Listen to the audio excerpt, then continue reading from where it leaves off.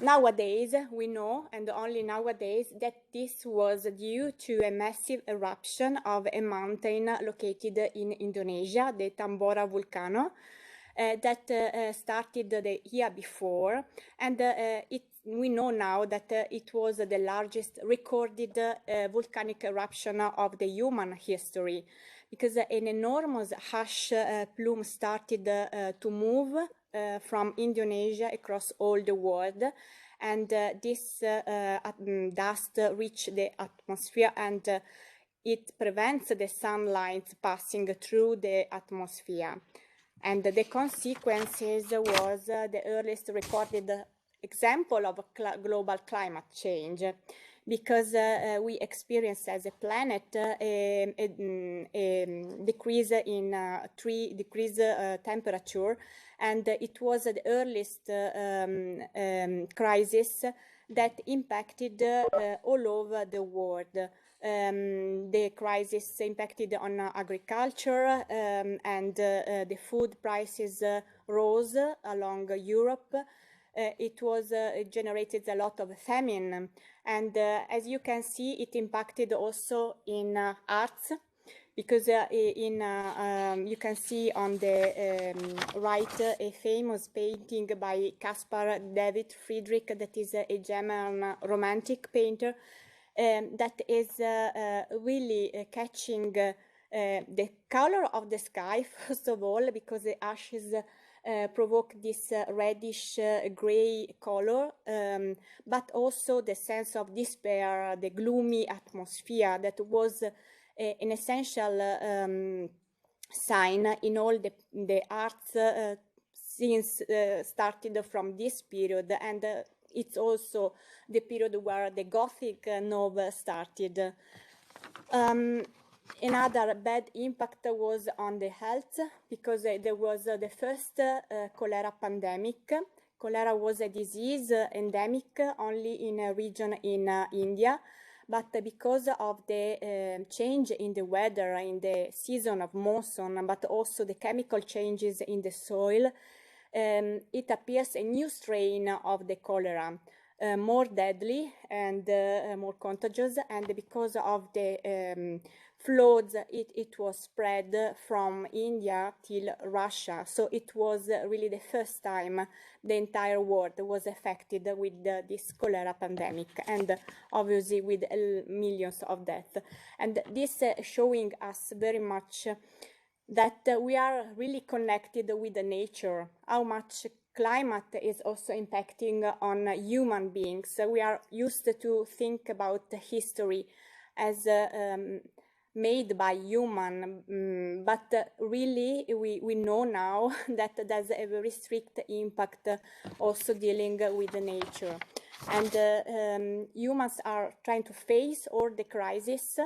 We have seen an impact on art and literature, but there are some impacts also in industry and technology, because people try to face and react to the crisis with a new invention that could overcome the barriers. And one of these positive effects is an invention that we use nowadays, is the bicycle. Because, you know, in the year without summer, there was no food for human beings, but also for animals, and people need to move to transport.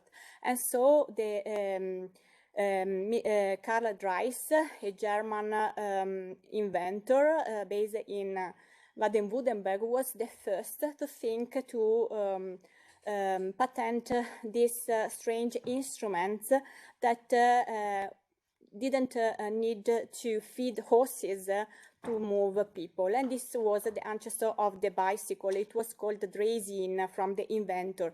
But it's very different from the bicycle that we know nowadays, because from the invention of Germany, a lot of fine-tuning and modification were done afterwards by Italian inventors and also French inventors. But indeed, it was spread all over Europe when it reached in England and it was launched as a marketing operation, we can say nowadays, because it was associated to the dandy trend. In fact, in the picture you see that the bicycle is called hobby horse, and this you know, it was an invention born with, to respond to the crisis with a lot of adjustments by many people, and then finally also a marketing plan to launch the product.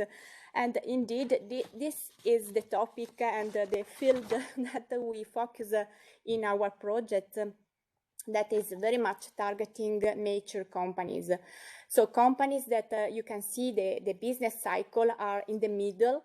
They are facing probably some different options. They could decline if they cannot be able to stay on the market, or they can relaunch themselves in what we call the second life projects.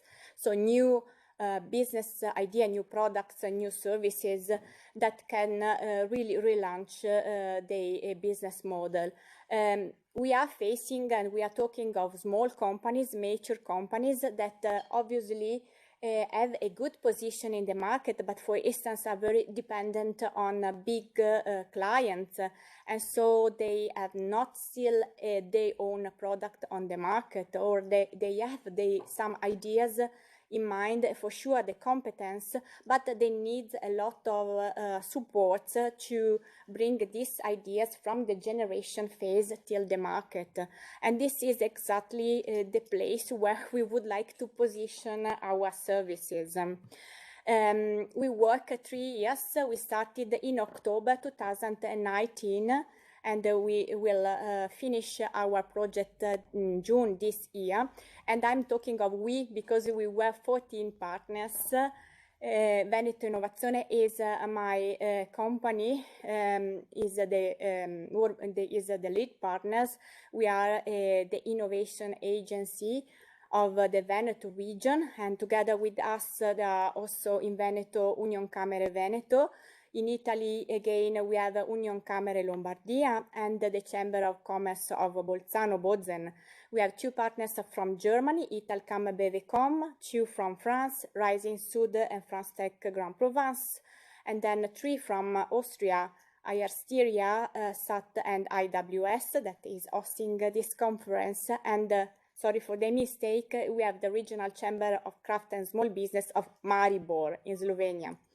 We have also 2 partners in Switzerland, Associazione Match, you have already known Calogero, and also the University of Uzi. We are all partners with different competencies, and we really make an advantage of bringing together our different experience to set up a set of services that we pilot with the companies. But we also work a lot, this is the second line of the project, to professionalize ourselves as a business support organization and to build the connection with our local ecosystem. But we are also very keen to work to sustain the results of the project, and so we also have a third line that is meant to mobilize key actors, giving them the outcomes of the pilot activities in order to contribute to create a common agenda towards a transnational innovation support ecosystem. So each of these lines will be presented after me by the work package leader. So this is a picture from the kickoff meeting. It was in November of 2019, so it was just before the COVID crisis appeared, and I remember that we worked a lot with enthusiasm to plan a lot of physical meetings and physical activities, but we were obviously forced to change our business model them ourselves and to help companies in facing a real crisis.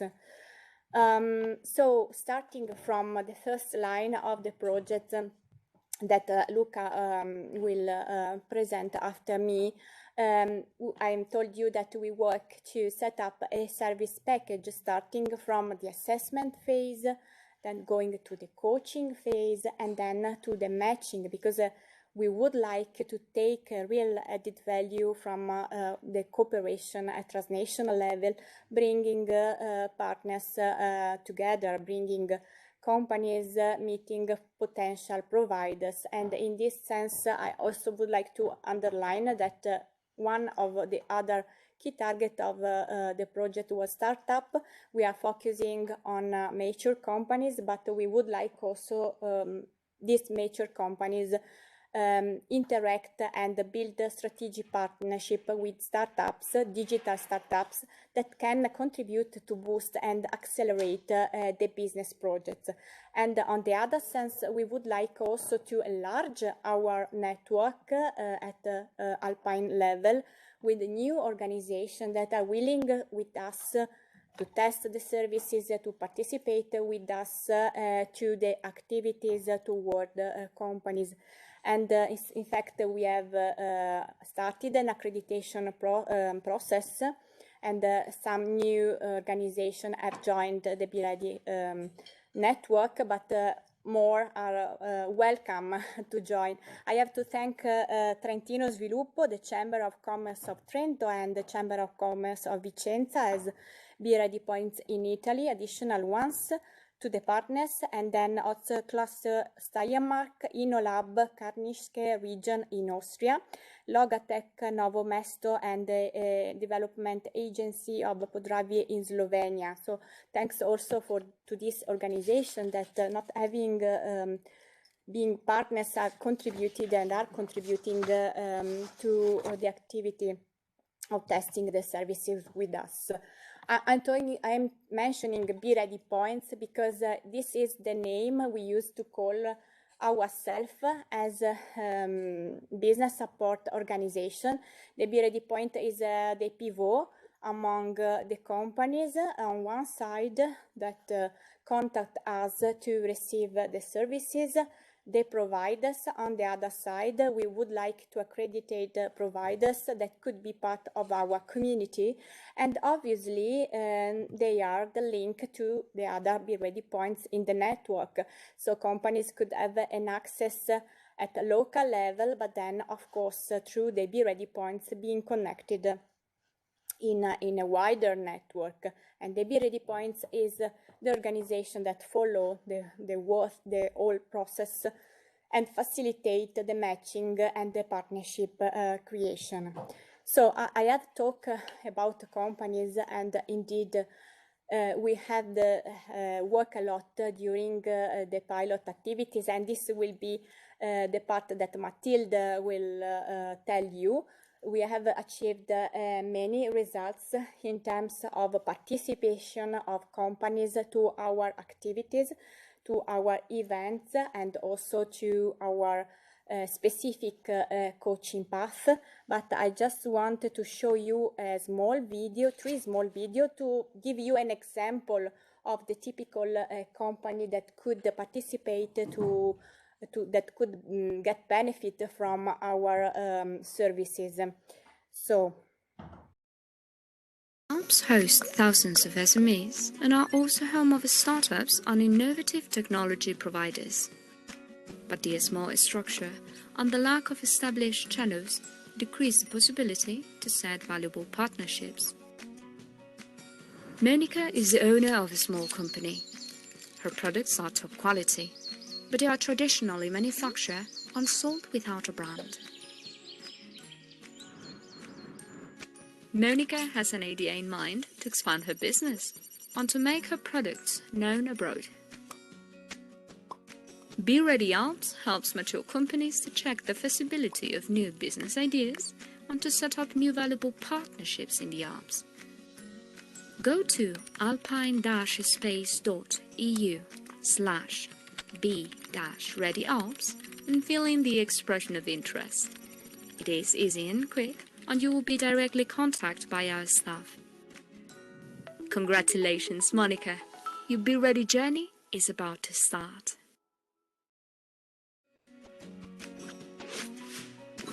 Monica is now supported by BE-READI ALPS. Through the closest BE-READI point, which is hosted in a trusted and local business support organization, Michael, the BE-READI expert, performs an assessment to understand the readiness of the project and the company itself. Michael contacts Helge, the expert of the BE-READI point in Munich, to check the local market conditions. A green packaging would be a competitive advantage for the German food market. Monica has not the internal competences to produce a suitable packaging, but Michael supports her in defining all the information needed to find a suitable partner and to enrich her business idea.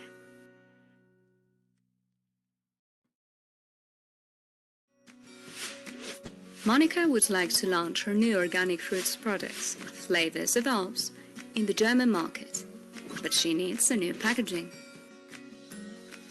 With the support of the local BE-READI point, she defines what she is looking for. The provider's request is published on the networking platform be-readi-project.com and circulated through the BE-READI points. Monica receives 3 proposals. One Swiss company contacted her directly through the networking platform, and 2 proposals from Germany and France were intermediated through the local BE-READI points. Monica compares prices and offers, undipping the proposals during meetings held directly on the networking platform. Finally, Monica makes an agreement with Victoria, the founder of a Stuttgart innovative startup, which produces a recycled carton packaging that changes color when it gets closer to the expire date. Okay, so you have seen, I would say, an example of what we can offer to this typical company, but then you will listen from Mathilde some more example, and afterwards the real voice of the companies during the pitching session. So the last line of the project concerned the policy level.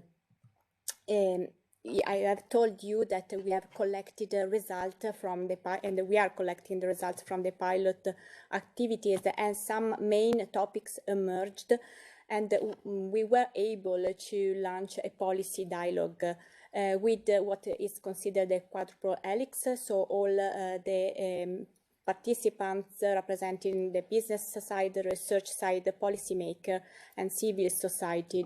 We organized this policy dialogue in policy tables that were 4 all along the projects.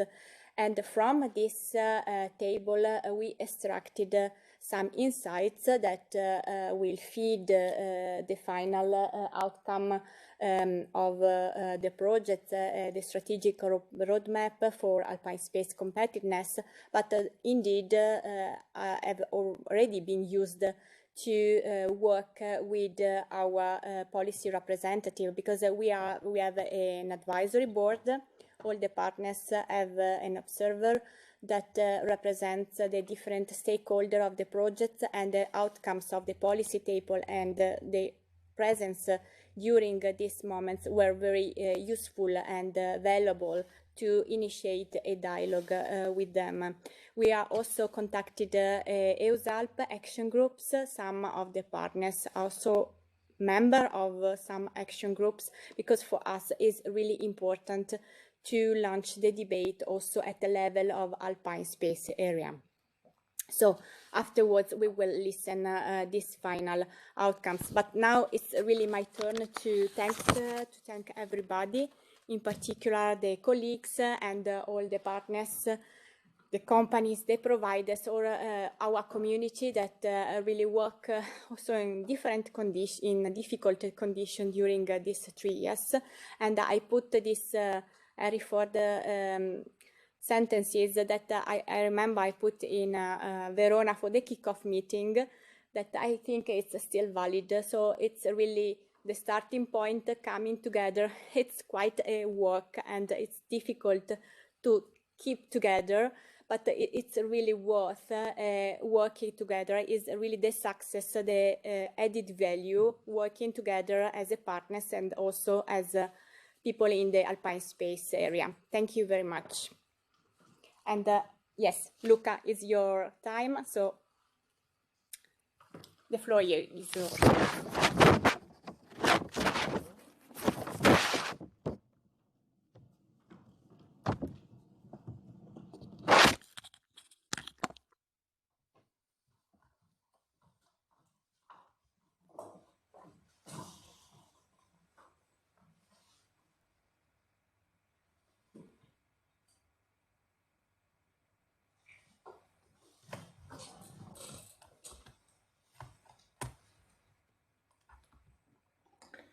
Sorry. Okay. Ladies and gentlemen, thank you. I am Luca Filippi from the Chamber of Commerce of Bolzano in South Tyrol. I would like to welcome you to this final conference in Vienna. I would like to thank Austria Wirtschaftsservice for having this meeting for us, but also Veneto Innovazione, this organization in Italy who invited us as the Chamber of Commerce to participate in this project, this Alpine Space. Now we go inside this EU project, telling you that we have provided an output for this EU project, and I would like to show you what we make as an output.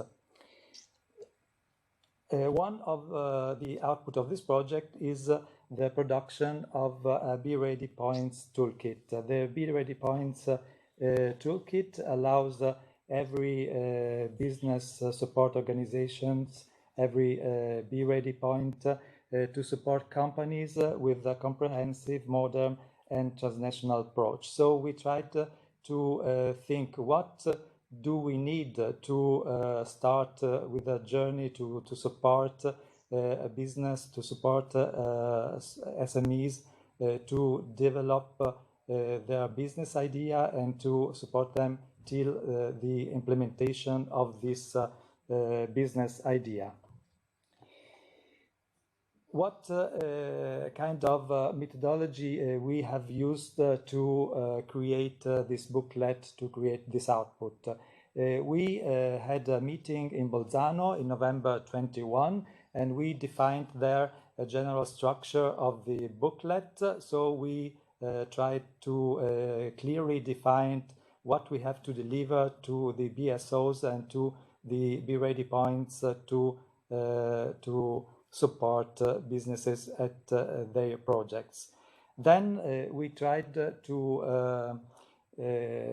concretize this project by another virtual meeting. We used a very useful app, a Miro app, and together with our task partners as Union Camere Veneto, Union Camere Lombardia,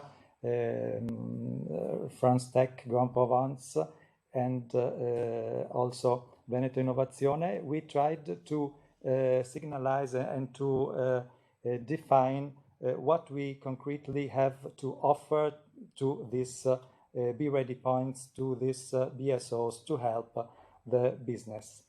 We also were supported by Italcam, and thank you also to Italcam because they supported us with a graphic layout. They are responsible for our marketing activities. But now let's have a look at the structure of this booklet. What is important for us is that if I can change, okay.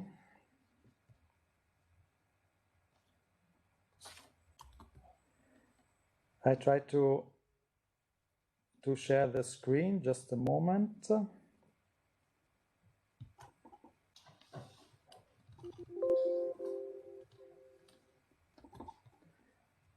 It seems to be a problem, but now we try to find the right, okay. That's the toolkit, the BE-READI Points toolkit or booklet.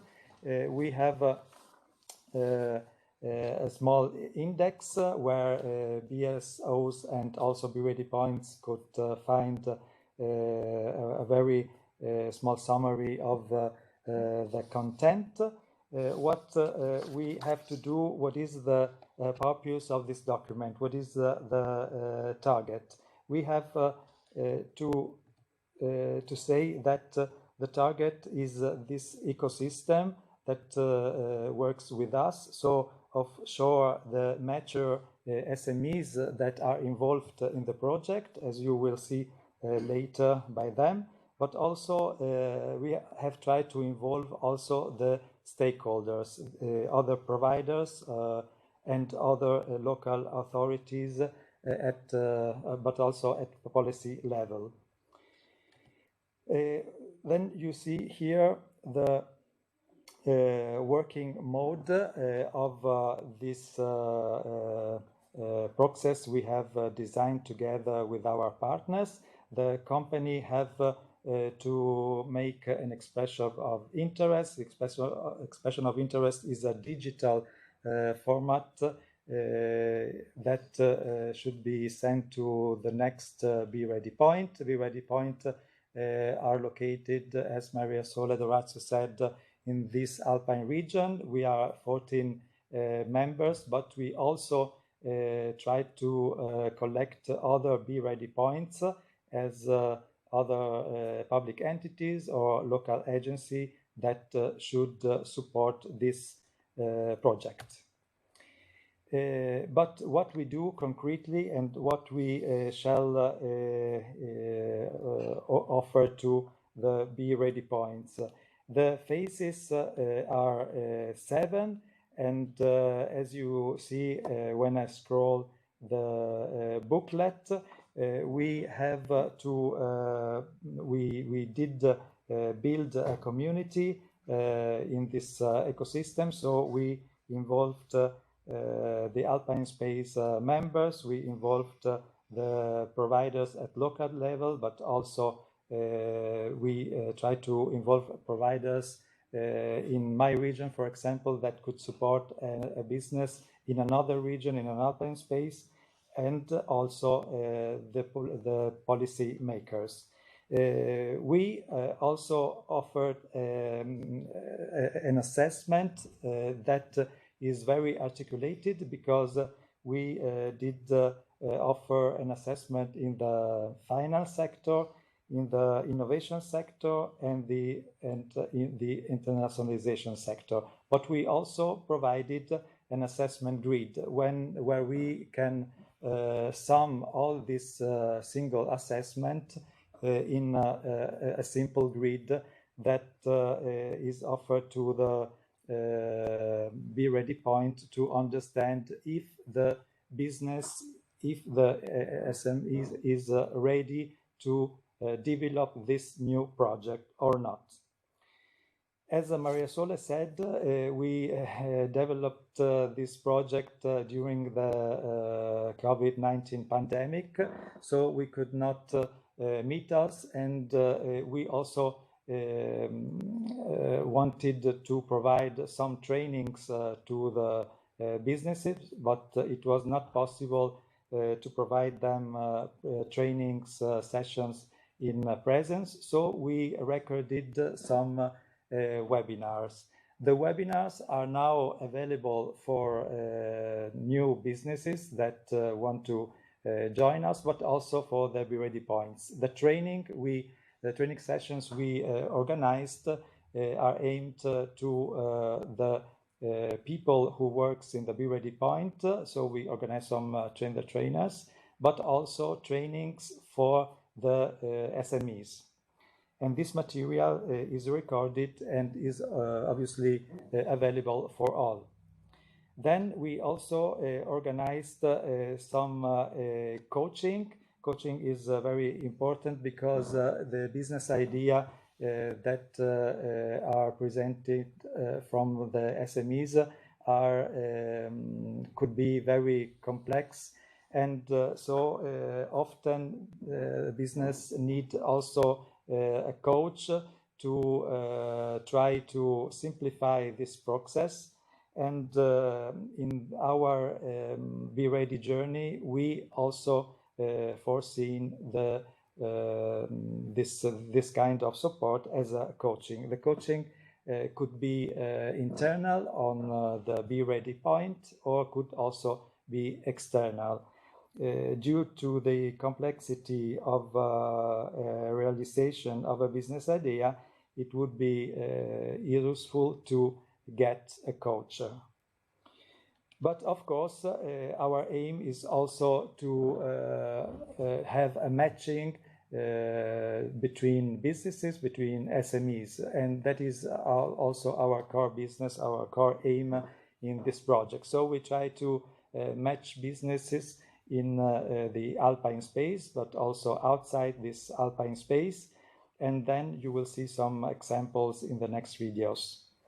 Inside this booklet, you always see in these boxes also some QR codes, and with these QR codes you can also open some videos, some interviews. They are very useful. The booklet is of course only digital. And then we also provide a monitoring system, a tracking control, because we also have to check this journey we make with SMEs, because the journey is not so simple. So we have created a tracking tool. It's like a control panel that helps the BE-READI point or the business support organization to understand in which part of the path we are supporting the company. And it is also an important instrument to understand if the business is ready or not. So I think I don't have much time anymore, so I would like to give the floor to Mathilde. Thank you very much.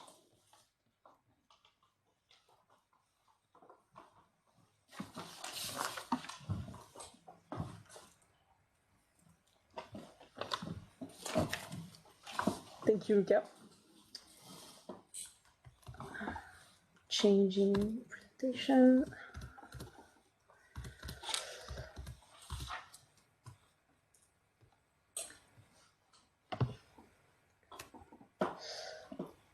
So this is the next part, the work package 2, presents mature business in the Alpine Space, BE-READI ALPS way. You can find everything on publication. I will be talking about this after.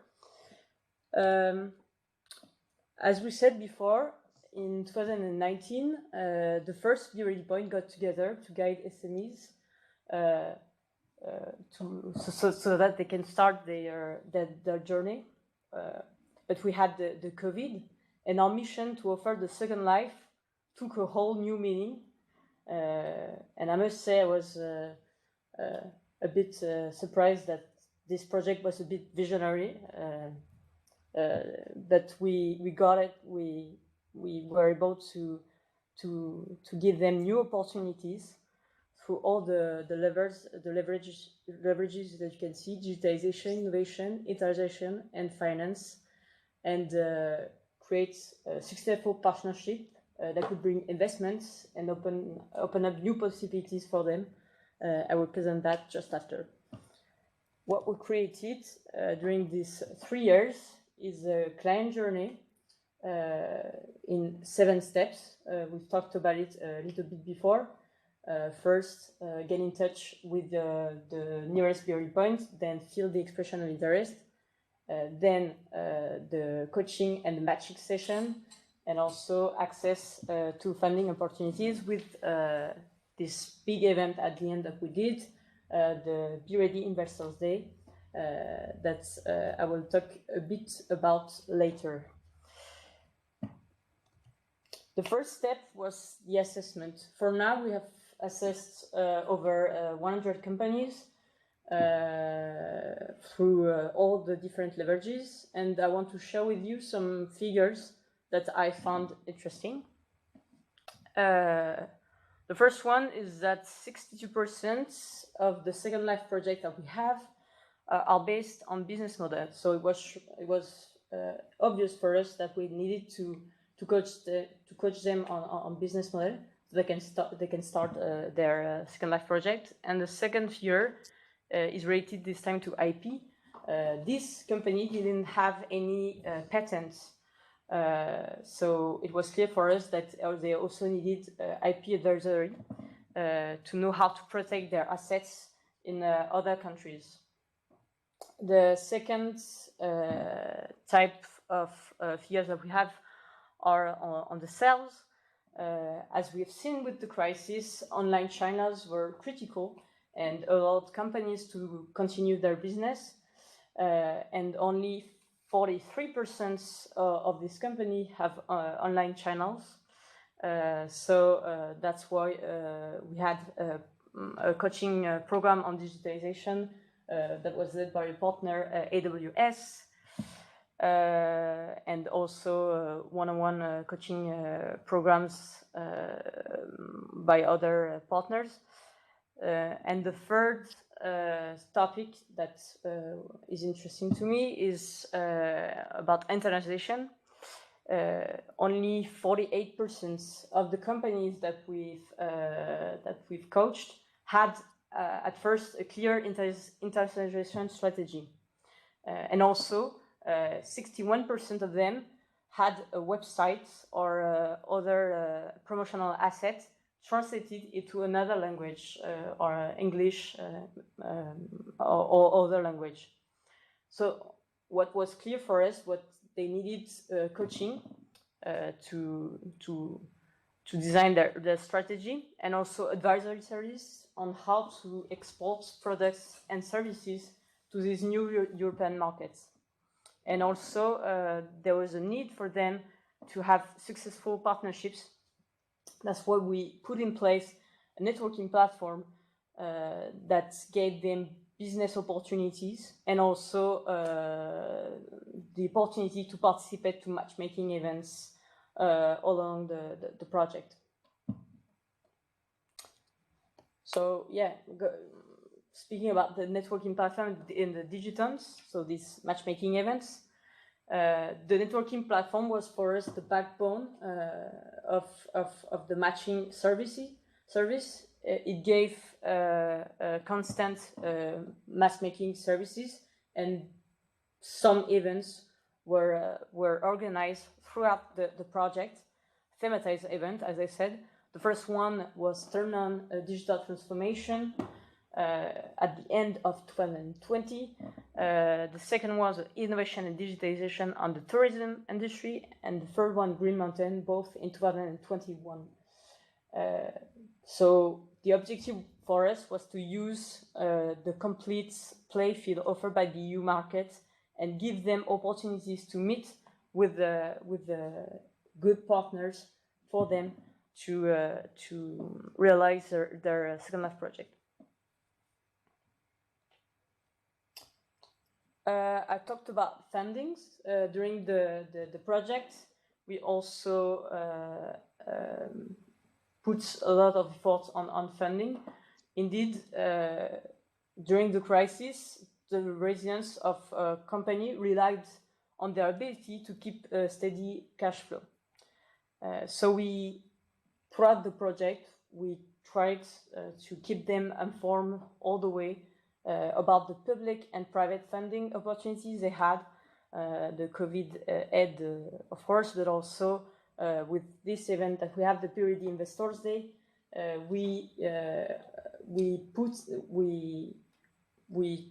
link them with the investors so that they can find private funding to put in place their second life project.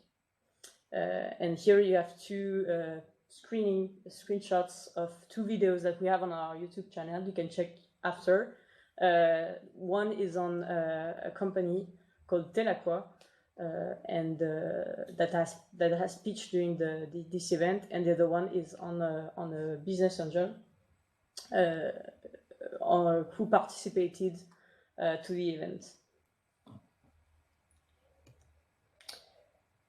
If you want to discover some stories of the companies that took part to this journey, we have a publication that we've released actually last week. You can find stories of companies that have taken this journey with us during these 3 years. So can find it on our website, and I hope you enjoy it. Thank you very much for your attention.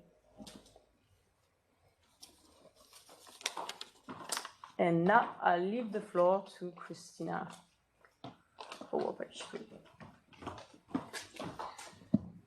Thank you, Mathilde. So I'm back again to show you the last presentation from the first session.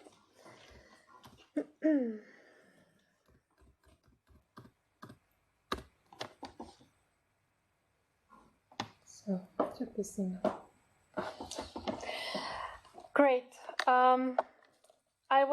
I am still the work package leader of the third work package, which is focusing on the strategic roadmap for Alpine Space competitiveness. Maria Sole has already shown this slide before in her presentation.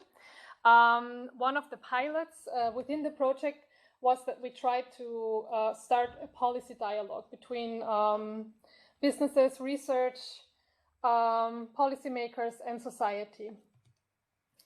We did that through policy tables. We've organized altogether 4 tables between the year of 2020 to 22. Within these policy tables, one was thematically focusing on funding, one on digitalization, one on the green transition, and one on the Alpine Space cooperation. We have produced a BE-READI ALPS white paper, and now what I would like to show you is some of the challenges that we have collected with all those, some challenges that we have collected with all with our advisory board members and also others within those roundtables, and also some possible solutions that we came up with. Starting with one of the challenges for companies, bank lending is the most common source for European SMEs to get money, and alternative financing is still a niche market. Another issue that came up, especially during the project actually, which is financing gaps also because of COVID-19. Of course, many companies have struggled with the crisis because of COVID-19. Another challenge is that a relevant percentage of SMEs who apply for bank finances do not receive the financing that they have planned for. We've talked to the experts or to our advisory partners, and some of the solutions that we came up or they came up with was, for one, to boost public initiatives to manage financial facilitation and grant facilitation loans. One thing that we have done in AWS concerning COVID-19, we have several programs that are supporting, that have been supporting and are still supporting SMEs to get through this 1, 2, 3 very bad years, and then at the end of this, hopefully to grow even stronger after the crisis. Or and of course, many other countries have done the same in Europe. Another solution, combining private funding with public funding schemes that are accessible to SMEs, and another suggestion is voucher schemes to cover specific steps of the company's processes. For example, connect companies from the wider economy, or from companies that are mature companies that are struggling, that are maybe not that innovative themselves, with digital service providers. This is actually something that we did through one of the pilot actions as well. We've connected, Mathilde already mentioned it, we've connected digital experts and coaches with mature SMEs who could need a little help in their business. And concerning voucher schemes, AWS is very experienced in that as well. We've had running for altogether 8 years. It was the National Creative Industries Voucher, where companies from the wider economy could get a voucher for 5,000 euro to then cooperate with a creative service provider in order to boost their business. And it was very successful. That's why it was running for such a long time, and we had up to 600 vouchers every year. So it was a very big program. Another challenge, many SMEs are not ready to face private investors, and typical investors complain that they are not interested in small investments. So this is, of course, a challenge that cannot be solved very easily, but some of the suggestions that came up were that, there is a need for a funding program to make companies ready, so that they are ready to meet investors, ready to pitch, and that they are ready to meet private investors, and so to make them, or to convince them also of their company or their idea. Another idea is combining small investors in a larger structure to enlarge private funding opportunities and to support initiatives to combine small individual innovative SME projects into larger structures. That could be then interesting for private equity investors. Another challenge is that Europe is slow in adopting digital innovations, and also it's very uneven within the member states in Europe. So there's different starting points. To tap into the opportunity of digitalization, this requires much more than a one-size-fits-all approach, because this is also not going to be possible because all the different starting points that the countries have. Possible solutions. One thing that is very important is to strengthen the education through digital channels. So this is probably the key element. You have to start in school already, so that people are fluent in digitalization, and that it becomes more natural for younger people. It's very important to invest in that, because only that way things can change after time. There should also be more cooperation and better equipment infrastructures for learning competences. Infrastructure in general is also very important. To have also good access to internet, for example, on the countryside, not only in the cities, but also in rural areas.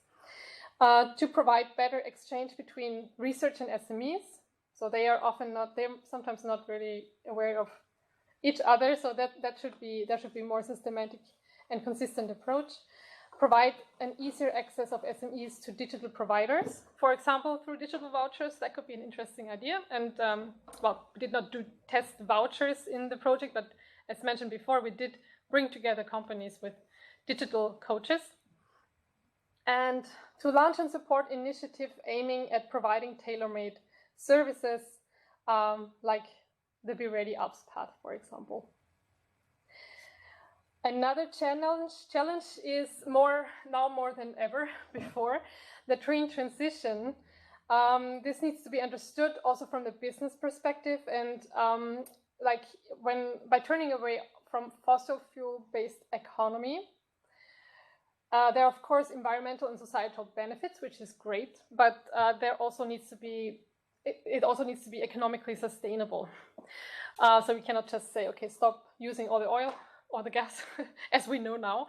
This would be more difficult than imagined, and it also has economical. It would also mean economical problems not only for companies, also for countries.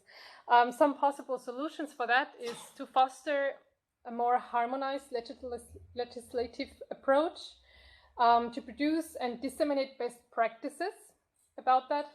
Who have already done that, and there need to be joint forces. Opportunities need to be used and seen, no matter where they are located, and so that synergies can lead to innovative solutions. Possibly, I think, in that sense, also what has to happen as well is that there has to be national funds that support the transition, the green transition. This will not happen by itself, because if it's not economically sustainable, companies themselves will not be like, okay, changing too much. If it means that they make half the money, they will not do it. That's why in the first phase also it's going to be important that nations, or that there will be funds that will support that transition to be implemented as well. And the last slide from my side will be, the last challenge is innovation do not stop at political borders. This is one of the challenge. A persistent funding gap has been experienced in the recent years, and it remains a complex issue for SMEs to find the right partner in the right projects within the right time. the solutions that we came up with were to improve the access for SMEs to cross-regional innovation projects. There should also be a common research agenda to build an effective research and innovation ecosystem in the Alpine macro-regional area, and permanent table at macro-regional level to foster cooperative schemes or joint initiatives. So initiatives actually like BE-READI ALPS that are trying to connect countries, trying to connect knowledge so that other regions would also benefit from the learnings of other countries, more cooperation, and so that the companies themselves would become more ready to continue and to grow in their, with their projects and with their content. Thank you so much for listening to all those presentations. I don't know if any questions came up in Slido. Yeah, you can. Sure. Yeah, let's check. I mean, this was probably not the session with the most where most questions would come up. I guess if questions will come up, they will be more later when the companies will be presented. Okay, so we see. You said that you found private funding for Second Life projects. Where were the private investors ready to invest, or how did you persuade them?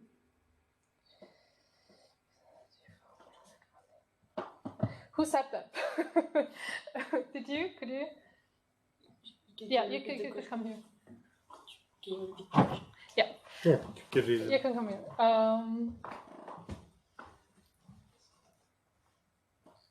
Okay, you can see it there. So the question is that you said that you found private funding for Second Life projects. Where did the private investors? Yeah. As I showed during the presentation, we had some marks of interest for the companies. We selected the best 6 companies and promoted their profiles for all different networks. And I don't remember the figures, but we had I think around 20-30 investors ready. So we persuaded them with the profile of the companies that we marketed through our networks, basically. Great. Thank you so much for answering the question. We are now going to have a short break. We're going to change the scenery. When we will be back, there will be a panel discussion with several experts, and it will also be moderated by Michael Keller. So for now, thank you for your attention, and we will see you soon. All right, so we're back for the second session of this afternoon.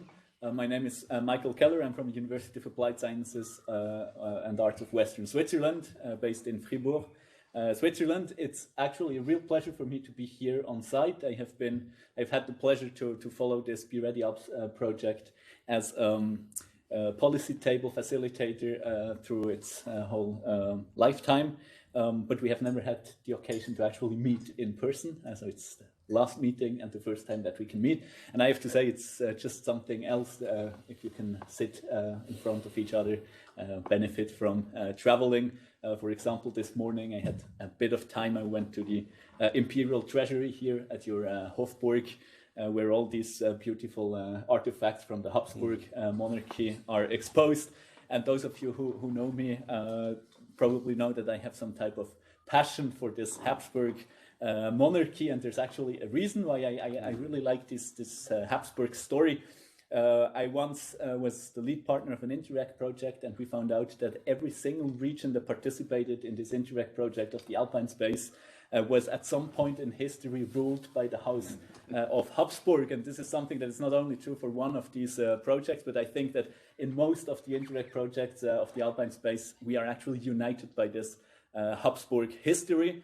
Actually, I would defy you if someone can name one of the regions participating in this program that has never been ruled by Habsburg. There are some, but if you find them, you'll get a small prize.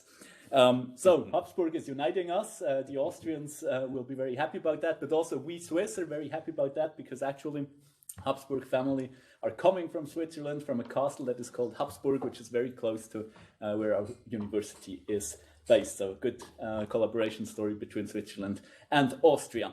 But not only our history is uniting us in the Alpine space, also a lot of other things. Our ecosystem of thriving businesses, really driven by an economy that is strongly dependent on small and mid-sized enterprises, on family businesses. On the other hand, also challenges and opportunities that we face together.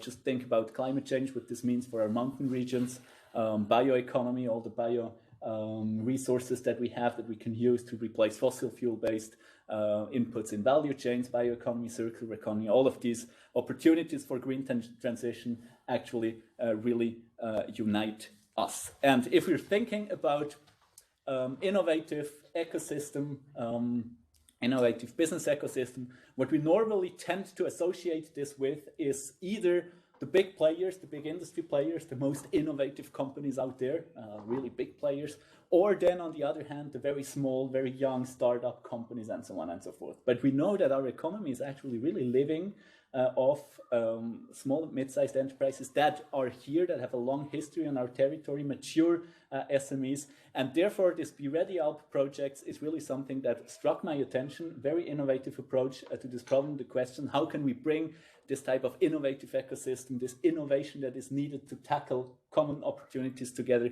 to the level of mature SMEs. Mathilde in the session before mentioned that she thought at the beginning of the project that this is really something very visionary. I would say yes, it's absolutely visionary, but you have seen in the first session that the project has been able to deliver a real contribution to supporting mature SMEs in the Alpine space. And a lot of lessons have been learned during this project. And in this second session on the panel here, we will actually discuss some of these lessons learned with experts that are representing different organizations that have a lot of experience in supporting businesses in the Alpine space to become more innovative and contribute to the opportunities that we have just identified together. Opportunities are many out there. Access to finance has been discussed before, but also digitalization, of course, is one of the big levers for companies to become more innovative, to get a second life for mature SMEs. And in the field of digitalization, I have the pleasure now to introduce to you the first speaker of the second session. We will have a contribution from Alenka Maroft from the Secretary at the Ministry of Economic Development and Technology in the Directorate for Internationalization, Entrepreneurship and Technology of the Republic of Slovenia. Alenka is not with us on the panel, but she will give a short input speech from distance. So Alenka, I hope that you can hear us. During this BE-READI ALPS project, I have learned that you have been extremely active in the field of bringing digitalization support to the companies in your country. We could consider this somehow as a good practice, maybe even a best practice. So I'm really looking forward to learning more about how you tackled this issue in Slovenia. Yes, thank you very much. And I'm really glad to be with you. I'm sorry I couldn't make it come in person. On the other hand, I also get a non-COVID virus, so my voice is a little bit strange now. So I apologize. Well, I will really focus more on digitalization, but maybe in discussion or later on, we can also say something about the measures during the COVID crisis or the support needed for liquidity and so on. So first of all, I would really like to thank all the 14 project partners for these outcomes, and also express my sincere praise for active involvement from our Slovene side for a regional chamber of craft from Maribor.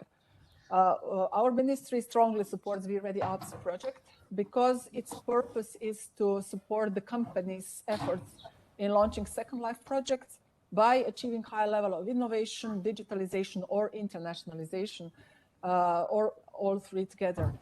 These are also the guidelines for our key development priorities.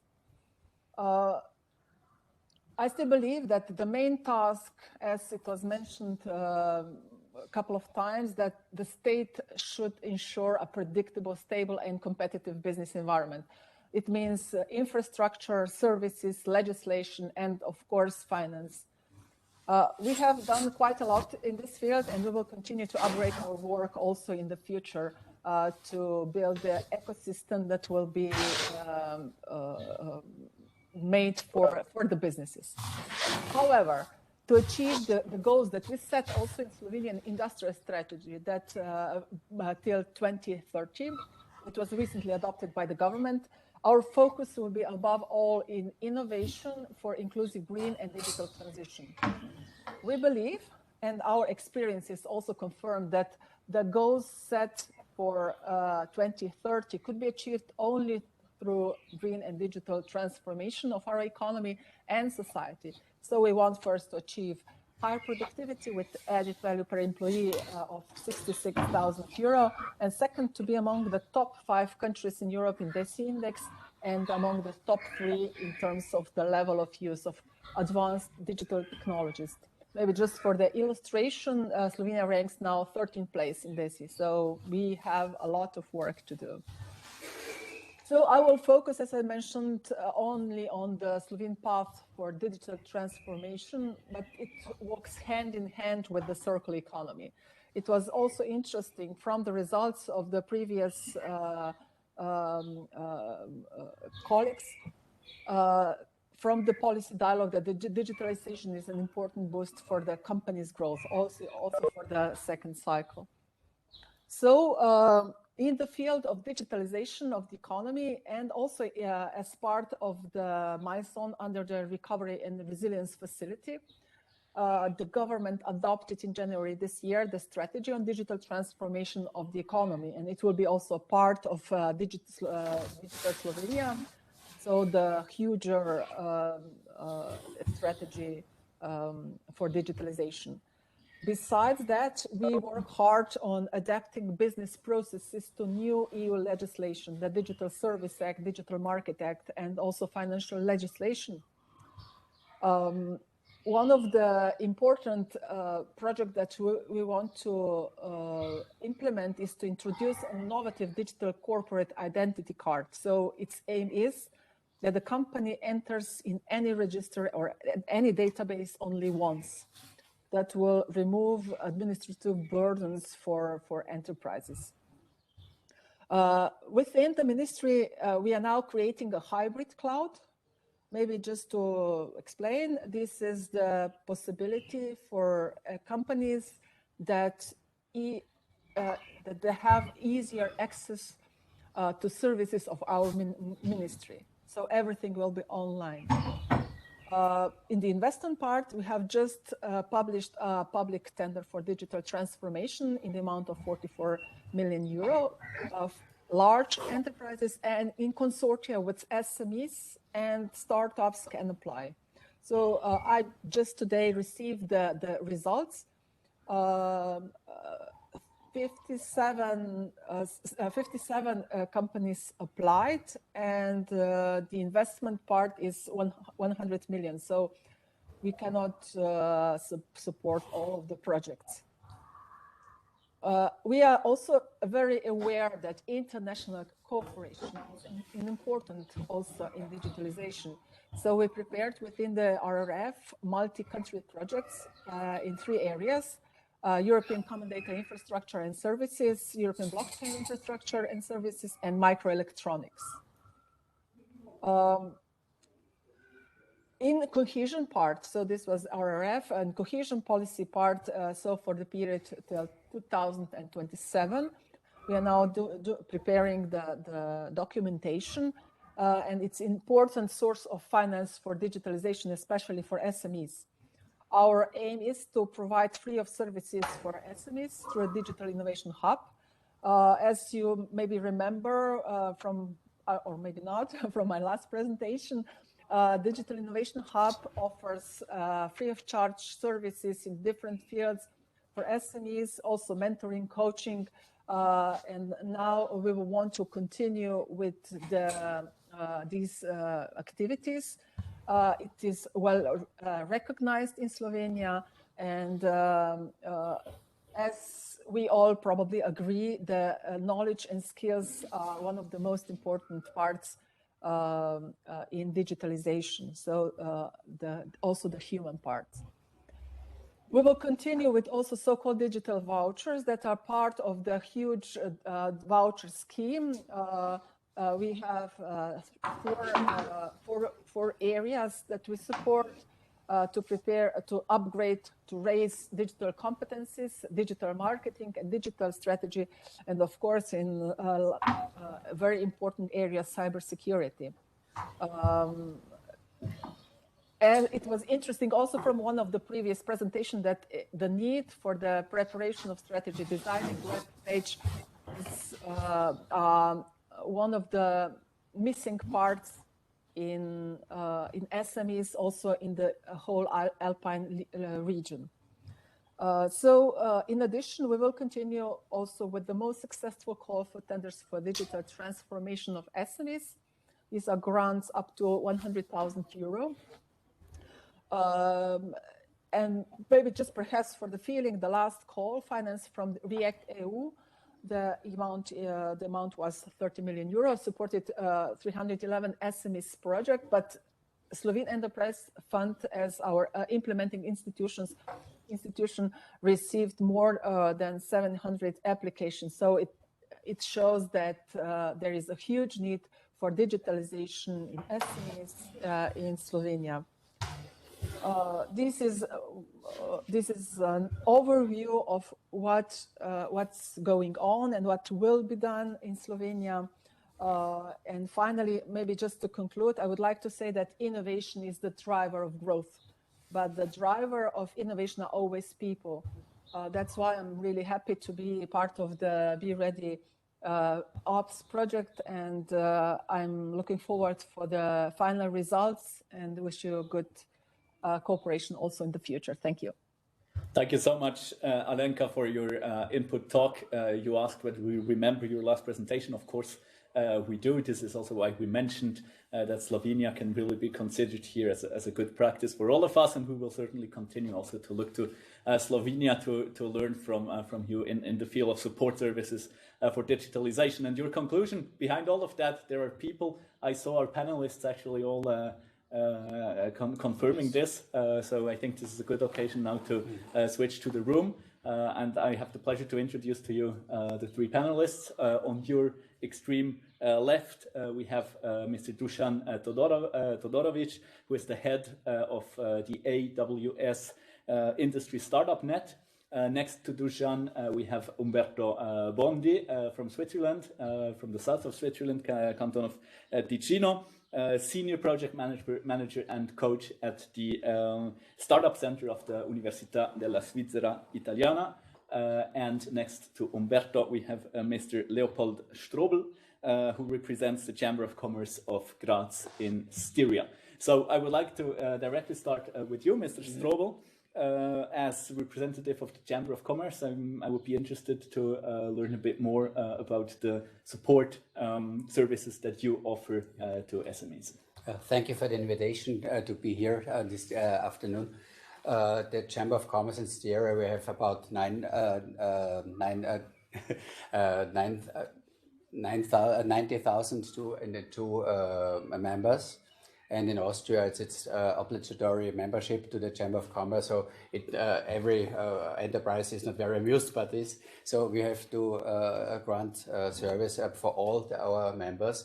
So it's necessary that we have services begin at the pre-founding phase till the growing phase, the major phase, and maybe to the last phase, the takeover or the business transfer. And so it's my department is the Department of Economic Services. I'm head of this department. And it's all combined in this department, all except the law services. We have some business administration services, some other special programs, and will reduce my statement to 3 programs we have for the last 5 of the last 10 years. And it's the first, the planning program, future planning of the business administrator in our chamber. The second one is a Follow Me initiative for business transfer. It's about 15 years old. And the so-called InnoLab Restartup program, where we can support major enterprises to refresh, to renew their business model. So first, the business calculation and the planning calculation in Styria. Only in Styria, in the Chamber of Commerce in Styria, we have 5 specialists in business administration.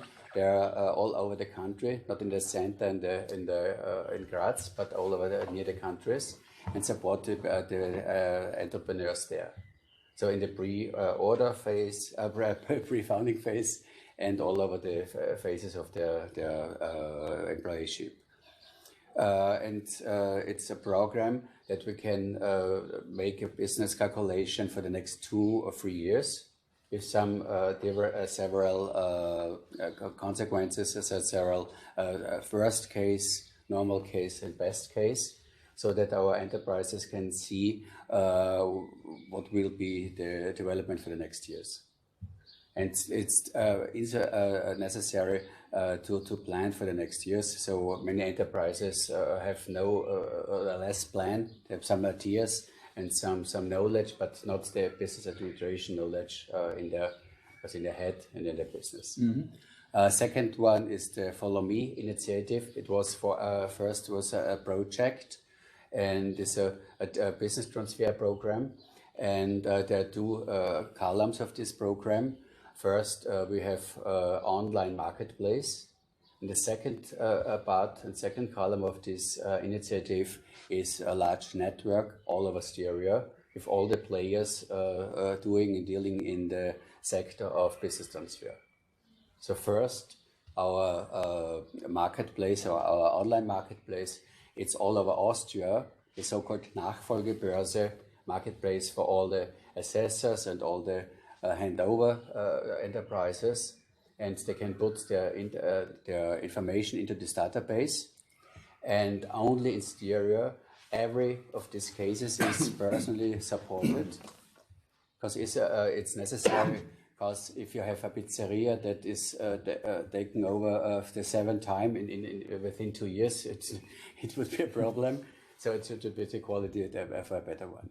And it's possible that with our partners to support within this database. You can put your information into this, and all over the year we have about 2,000 pairs what take over business and the assessors. And on the other side, the network we have, if all the players, let's say bank institutes, lawyers, tax consultants. So we have our experts in the several divisions for the support, not only from the chamber, but we are managing all this network, but not only the services itself.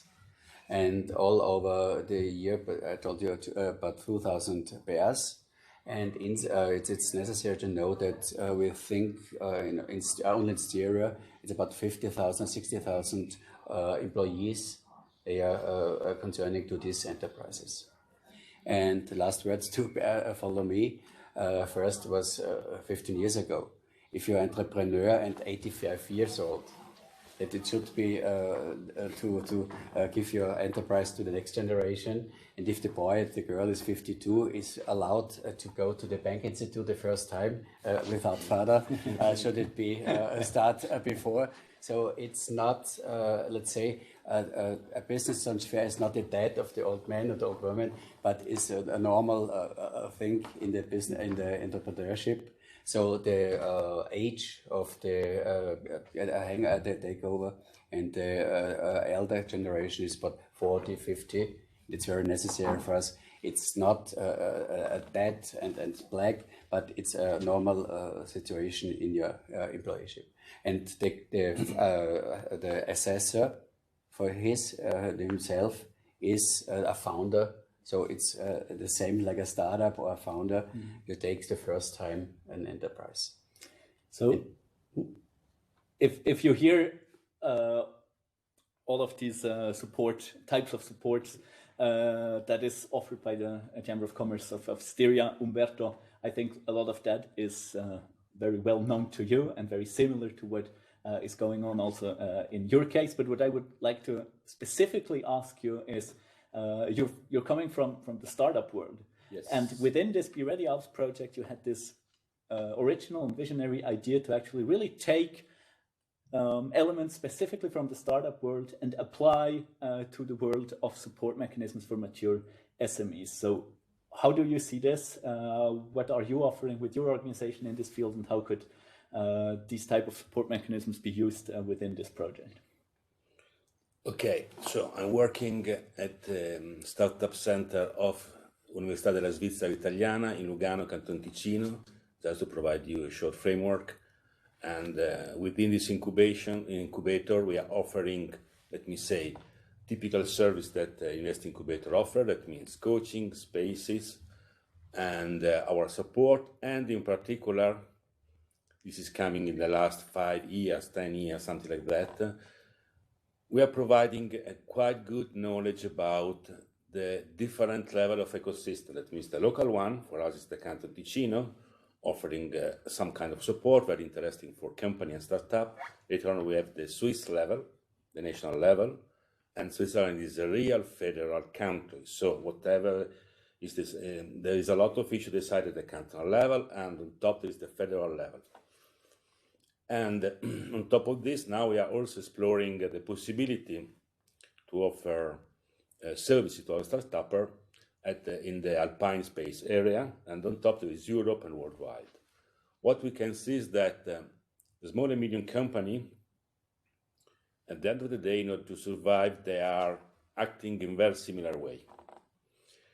And they need such a kind of support also for attracting investment, and sometimes to change their own internal policy, but also they have to start also to face how an investor can see their own project. And on top, they need support in understanding the ecosystem they are moving in. Another issue is that they have to know their own vertical quite well. And this is the key point with the collaboration with the startup. Okay, back on the ecosystem is like a jungle. Every second year there are new actors coming in, other coming out, there are merger and acquisition, even among the public authorities, and an ecosystem is composed by, following the Triple X model, by public actor, business actor, and academia. Understand how these actors are acting with different speed, different modality is not easy for each kind of actor, for startups, for SMEs, and so on. Big corporations, normally they have a special office dealing with this, but an SME or even a startup cannot. So this is how our support is coming in. And of course, there are methodology we are using quite, whenever it's possible, very intuitive tools. Normally there is a canvas for every aspect of the business development.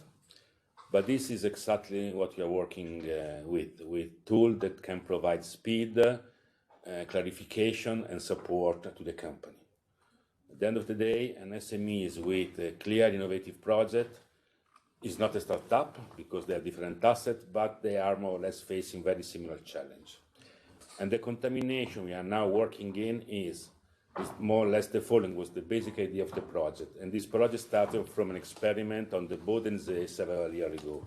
So we have the fact that SMEs are knowing very well in general. They are supposed to know very well their own vertical.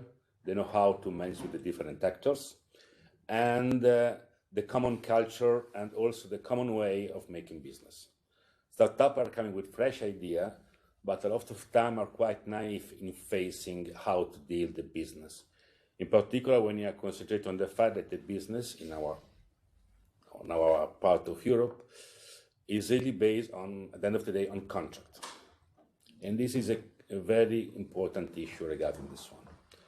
On top, we are also working inside USALP and the G1 on similar topic, but I think we can go over on this issue. Yeah, sure. Thank you, Umberto. Let's close this introductory round with our third panelist. We heard about SME support really specifically, and then about coming from the startup world in a university setting.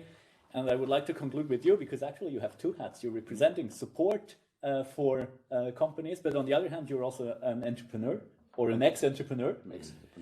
So you know both sides. Yeah, what are the lessons learned from your perspective from startup support, from which also mature SMEs can benefit? I think there's a lot of things to learn. In my role as the manager of Industry Startup Net, but also of our largest business angel network in Austria, like the Business Angels, is that you have kind of two worlds that connect more and more with each other, and there's like a trend in the corporate network, mainly corporates, and this slowly trickles down to the level of the SMEs. So there's this idea of you have to use these startup tools. You have to become agile and lean startup, and you should do design thinking, and just to name a few of the methods. And that's what the corporates start to do. And the larger SMEs, let's say 250 around or even a bit bigger, and they start to deal with these tools. They teach their people. There's like an inflationary development on the whole coaching and organizational development industry. And the matter of fact happens then, the people know the tools, they try them out, they have new ideas, and they want to do this innovation within their corporation or a small medium enterprise, and then bang, there's a wall. There's a wall of the purchasing department, of legal department, of guidelines. That's where actually kind of the major SMEs are right now in the very moment of standardizing things to be ready for the next growth. And that's where you start guidelining your organization, and that's where innovation stops.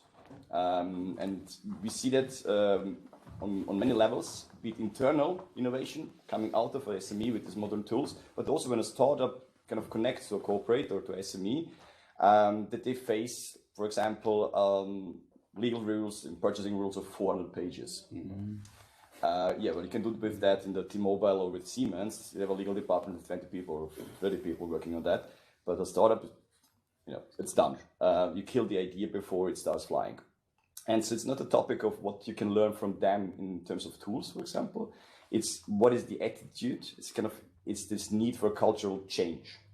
And what we've seen in our network, those who really succeed, and they take out the very best innovative ideas from their SME or corporate and start company building with them outside the major organization. So this kind of really disruptive innovation, not the one kind of improving small steps. That's perfect within guidelines. That's perfect within your organization. But the new things, new business models, take them out and let them grow with the ability to have their own lawyer, their own consulting agency, their own everything.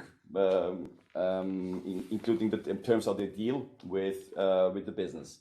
Give them ownership of the innovation, the project idea, over success and failure. And that gives you a lot of opportunities. First thing is, you really have to face the market. There's no double net securing you. Secondly, you can, if you're successful, attract investors. And that's also from the perspective of a business angel network. If there's somebody willing to invest into your project, maybe it's really good. If not, maybe not. And that's the thing. One thing you can learn. Second thing is you can see how they solve the same functional problems within an organization. Because a startup will deal with legal topics and purchasing topics and organizational topics differently. And there's maybe something you can learn for your mothership. That's kind of, so rather be ready to allow them to work, to make mistakes, and put them as far as you can from a middle management. Because they have to obey, they have to deliver KPIs, they have to deliver obeying to the rules. And just one short sentence was stated in the end: there's no innovation that ever happened within a guideline. It is usually the people in your company, and we were talking about people before, who think outside of the box, outside this guided box, who make innovation. So give them the freedom to innovate. Yeah, a lot of very interesting topics here. We could go on for hours to talk about that. One thing that I noted down is that you mentioned, and this is something that I see in my experience also, there's really an inflation of design thinking, agile methodologies. Everybody has to become resilient, and buzzwords, out there. And then you say, so if we want to cut the crap, actually what we need is change culture. New business models, really test them. But if I was overcritical here, change culture is just as well also a buzzword. So I have understood what you're hinting at, but how can we really ensure that this change of culture is trickling down to the companies, especially mature SMEs? How can this change of culture become more than a buzzword to really have an impact?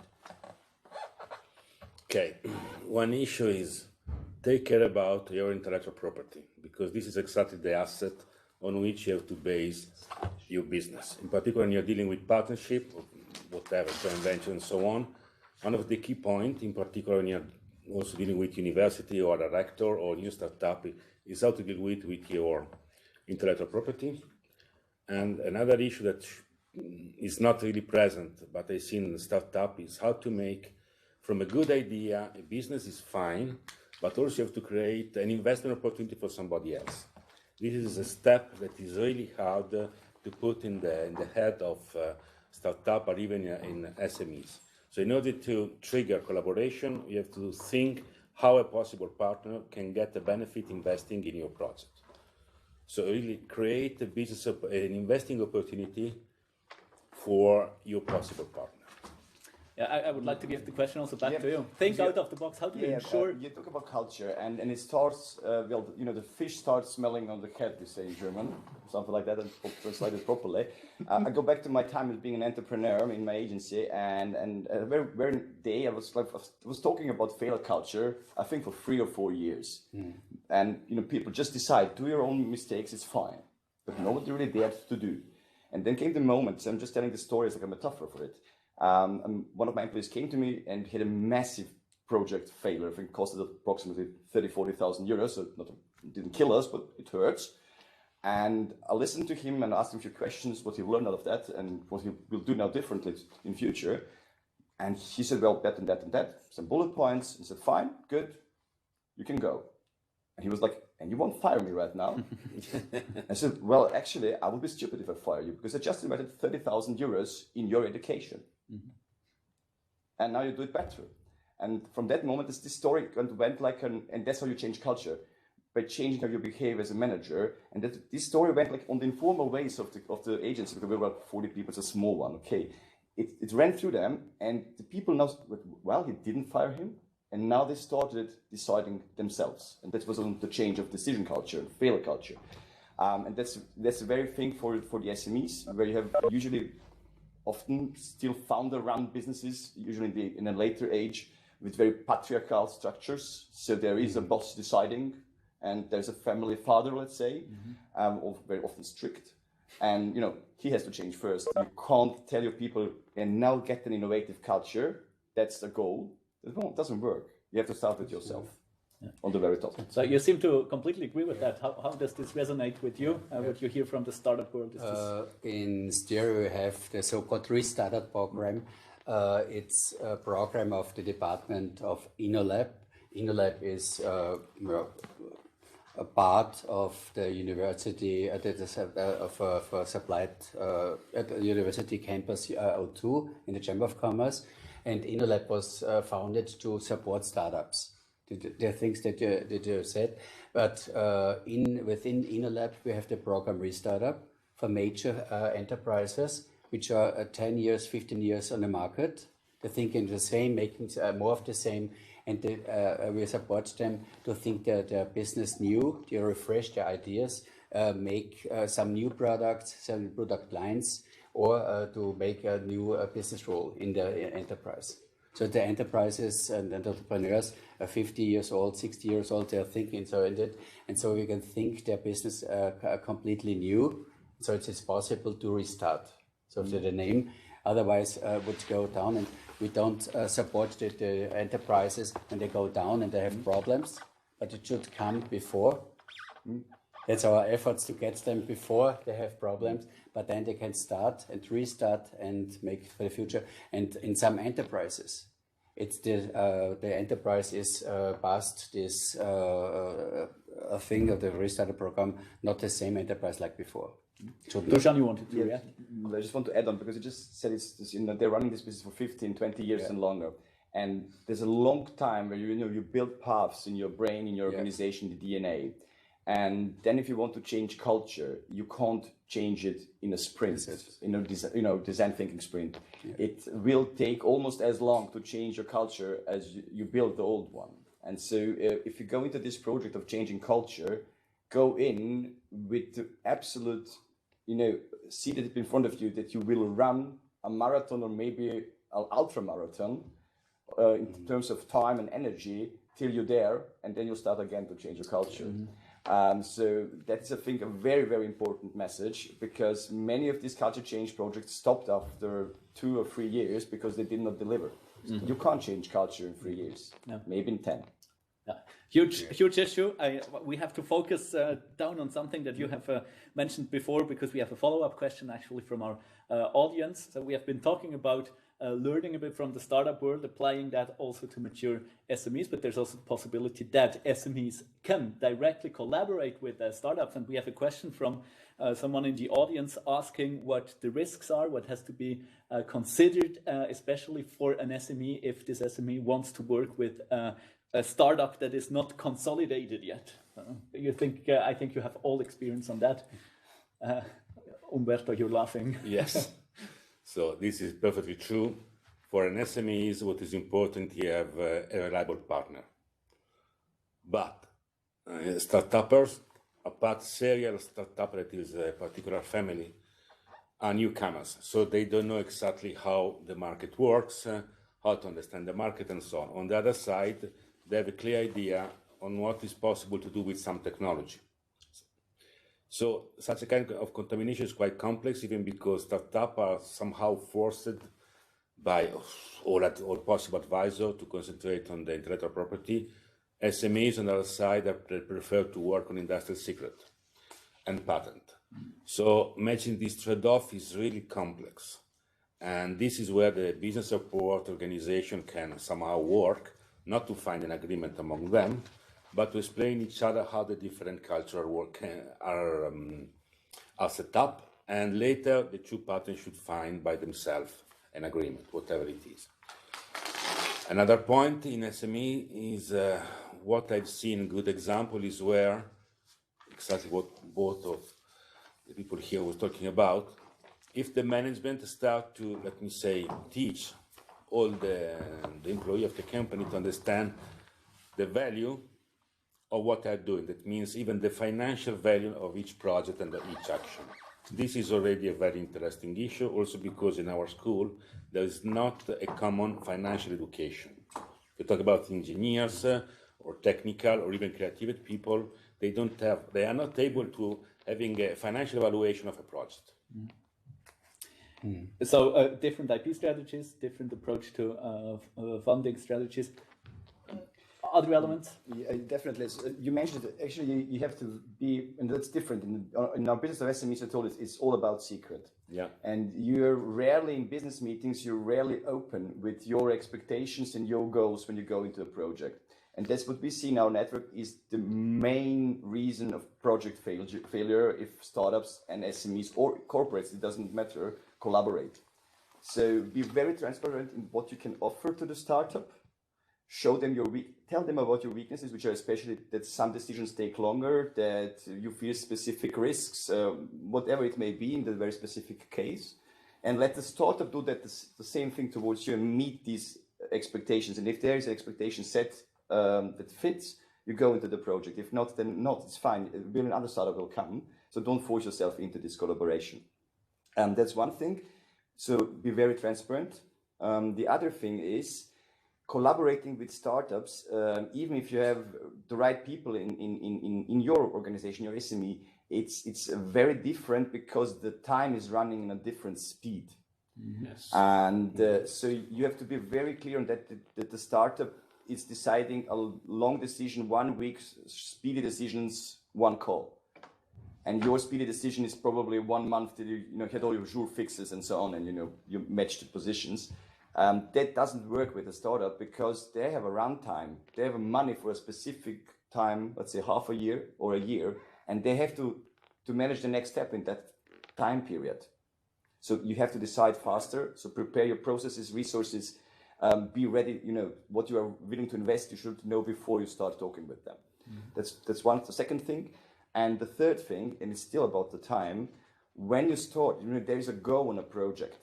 It's also why often it happens that SMEs are not happy after it. Till the decision, the SME is using, you know, the send watch. You know, it's going to send. I don't know what it's going in English. Sanduhr. Time is kind of slow.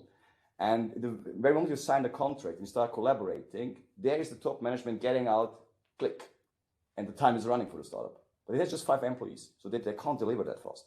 So think of this time in different cultures and expectations. I think that's most important things to say. That's what we see where failure starts. So we have 3 very concrete challenges that can lead to failures. What can you as support organisms actually do to overcome this?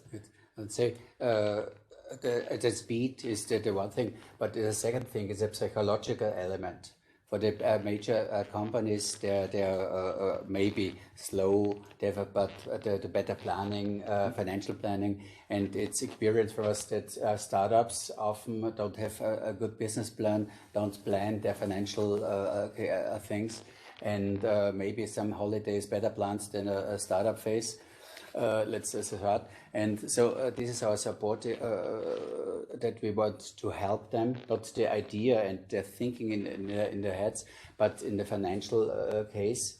So in the planning phase, as I told you, in the pre-founding phase, in the first 3 or 5 years.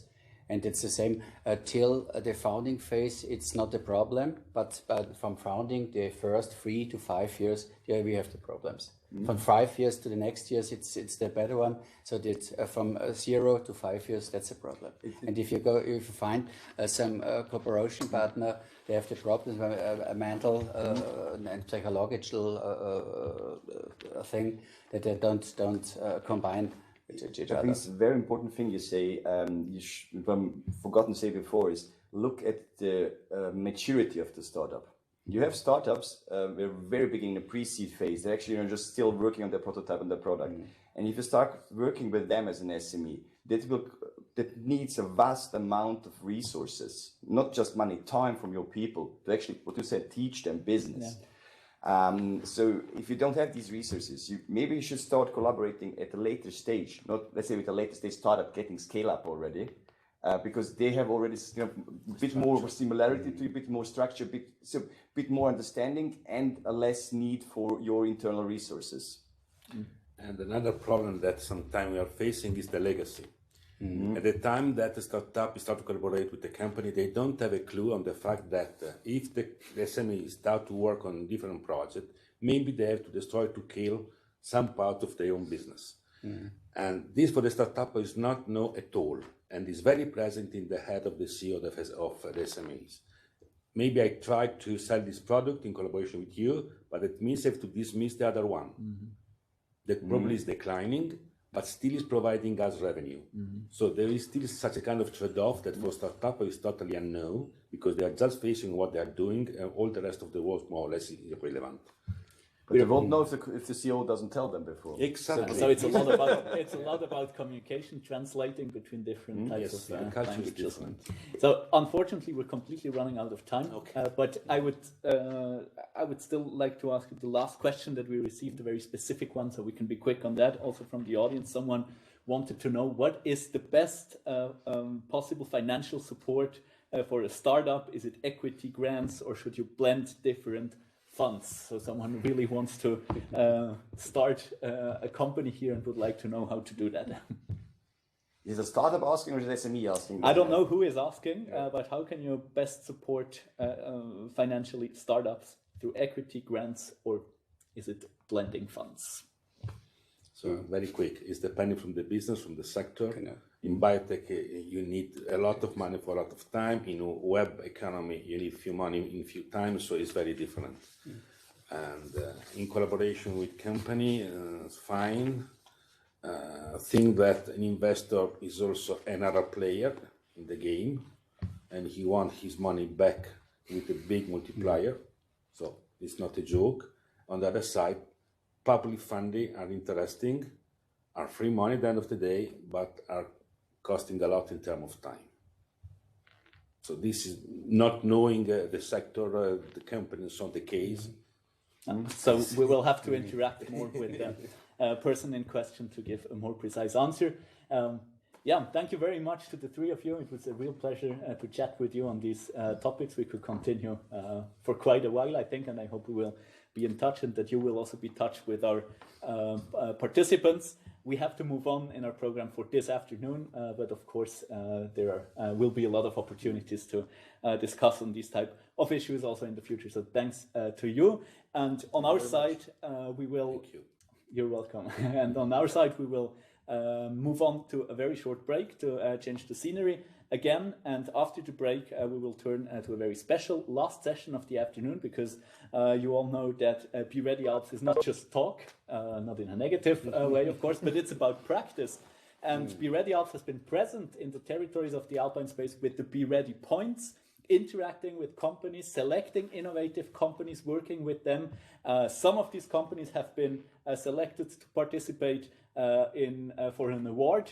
They will pitch after the short break. So I'm really looking forward to learning what this interaction between support from Be Ready Alps and real companies from the Alpine Space has delivered. Listen to these companies. And I will, for this, after the break, give the word to Calogero Amato, who is partner at Match Strategies in Lugano, an innovation boutique, who was a partner in the Be Ready Alps project, who has accompanied these companies through this Be Ready journey, and will present to you the award and the vote mechanism after the break. So thank you for your attendance to this panel discussion. Thanks to the panelists, thanks to the audience. Now we will start with the pitching session of the companies, and I will remind you that after the session we are going to vote the best company through Slido again. So we're going to start with the first company. I'll show you the screen. And the first company, it will be Ergovision. They developed the Tension Terminator, a certified therapy medical product for self-application directly at the workplace. And I'm going to introduce you the speaker. Thank you. Welcome to Vienna, to all people who are able to stay here, and also to those that are online. I would like to thank the organizers for being for the invitation to this award. So my name is Martin Feuerstein. I am physiotherapist since 30 years. I'm also a mechanical engineer, and these both jobs, who are my first life, as you say, the second life now is to be an inventor. I have went to Medal. It's a big company. They make implants for the ears, and the workers work at the microscope, and they have lots of tension here. So I had an idea to make it better for them, and since 6 years I'm there as ergonomic consultant, and from there on I also founded the Ergovision. This is my challenge. So back pain is one of the leading illness and reasons, because the workers not able to be in the office.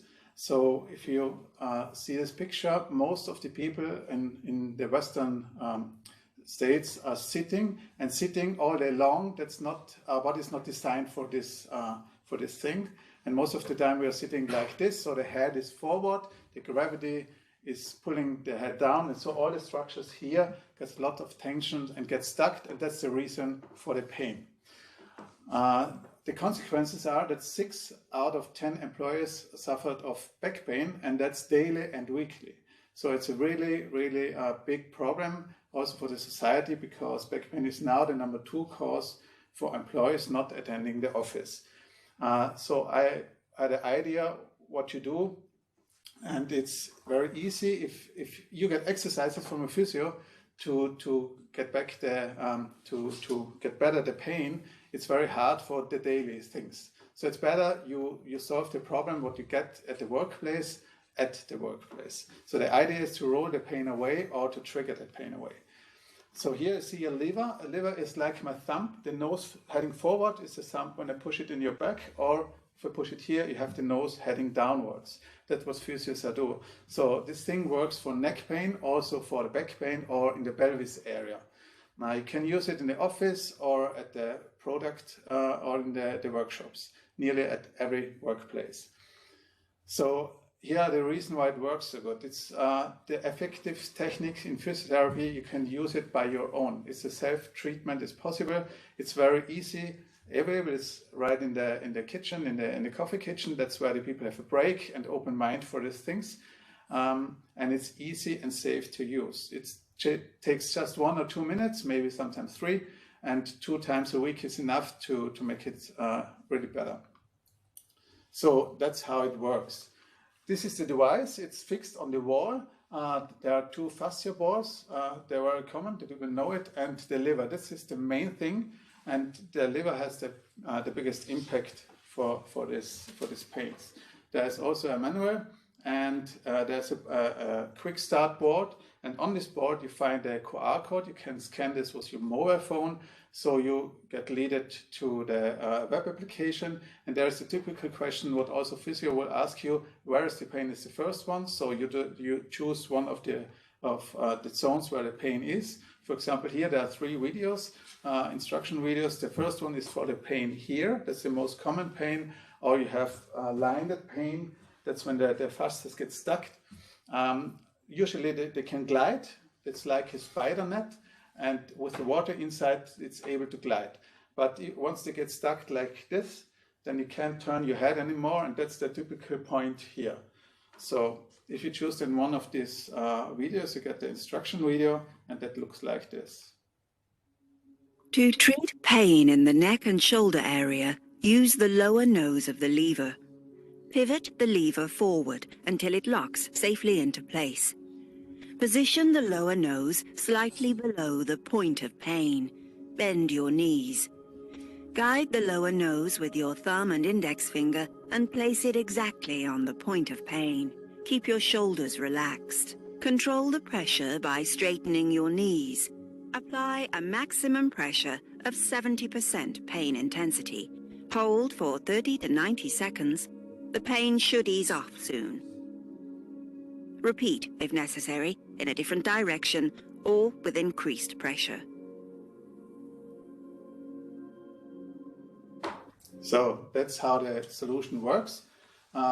I did some certificates for this product. For me, it was important as physio to talk about pain, to talk about therapy and problems. So it was important for me to do a medical device directive. So the product is certificated in this way.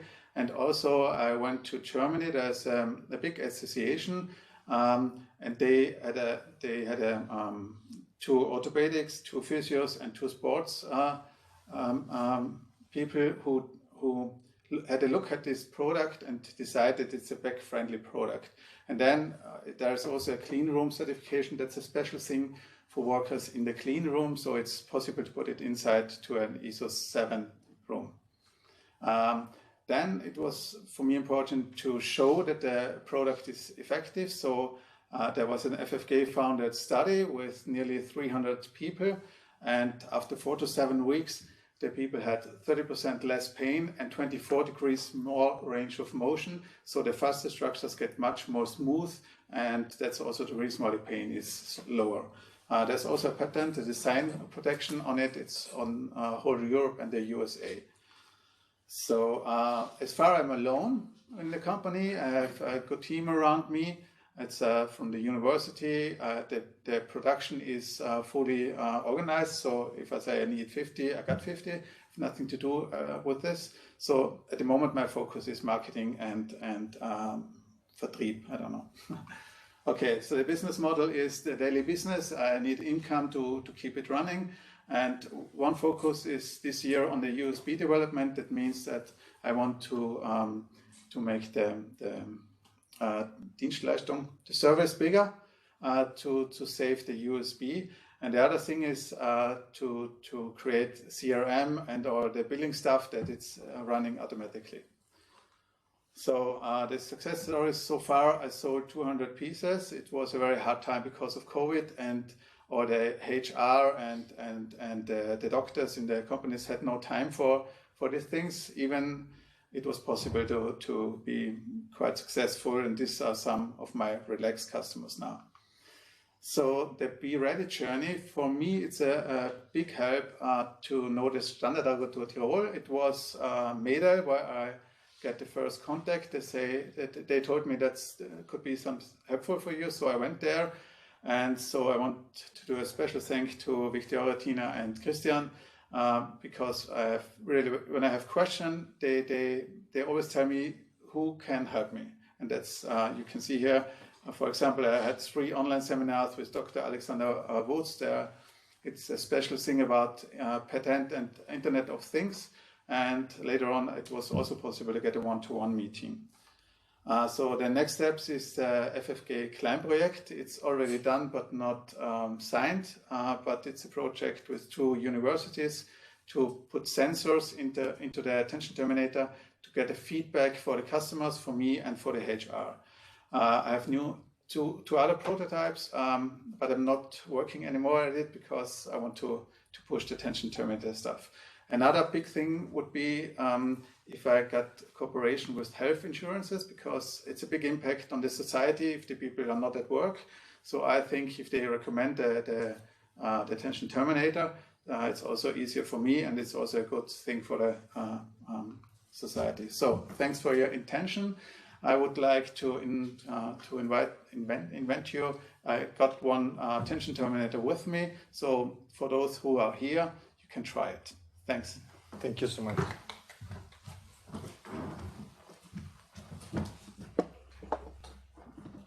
So the next one will be Factum event. I will check presentation here. They will also present from here, not digitally, and they organize events at the highest level professionally and tailor-made for the client's wishes. So I'm going to introduce you the speaker. Please. Thank you. You have 5 minutes to present your presentation. Thank you. Hello everybody.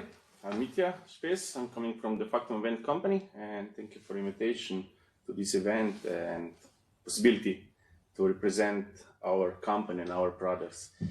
Factum event is company that primary our business is to organize the big events, but in 2018 we started thinking how our events fairs can upgrade it to come out of the box and to put something new. And we know that this is digitalization way, and we know that we must do something on this way to grow the network. And in 2020 came the COVID situation. In the first time it was really bad for us, but after then we know that it was just push for us. It was push for our digital projects, and which one I want to represent you today. We called virtual event platform. So we developed a virtual event platform for different types of events. Mostly is for the fairs, for virtual fairs, for career fairs, for virtual events. And like I told, the COVID situation just pushed us that it's not stopped with our business, but to came with another way, with digital way, so in the virtual space. And the solution was that with IT experts, we create and we developed the virtual platform for organizing event, different type of event, and to combine the real-time events with the virtual space, with the virtual events. Nowadays we call it hybrid events, but before it was just virtual events. And because of this, we program our own platform with the own communication platform for different events, like I'll show you.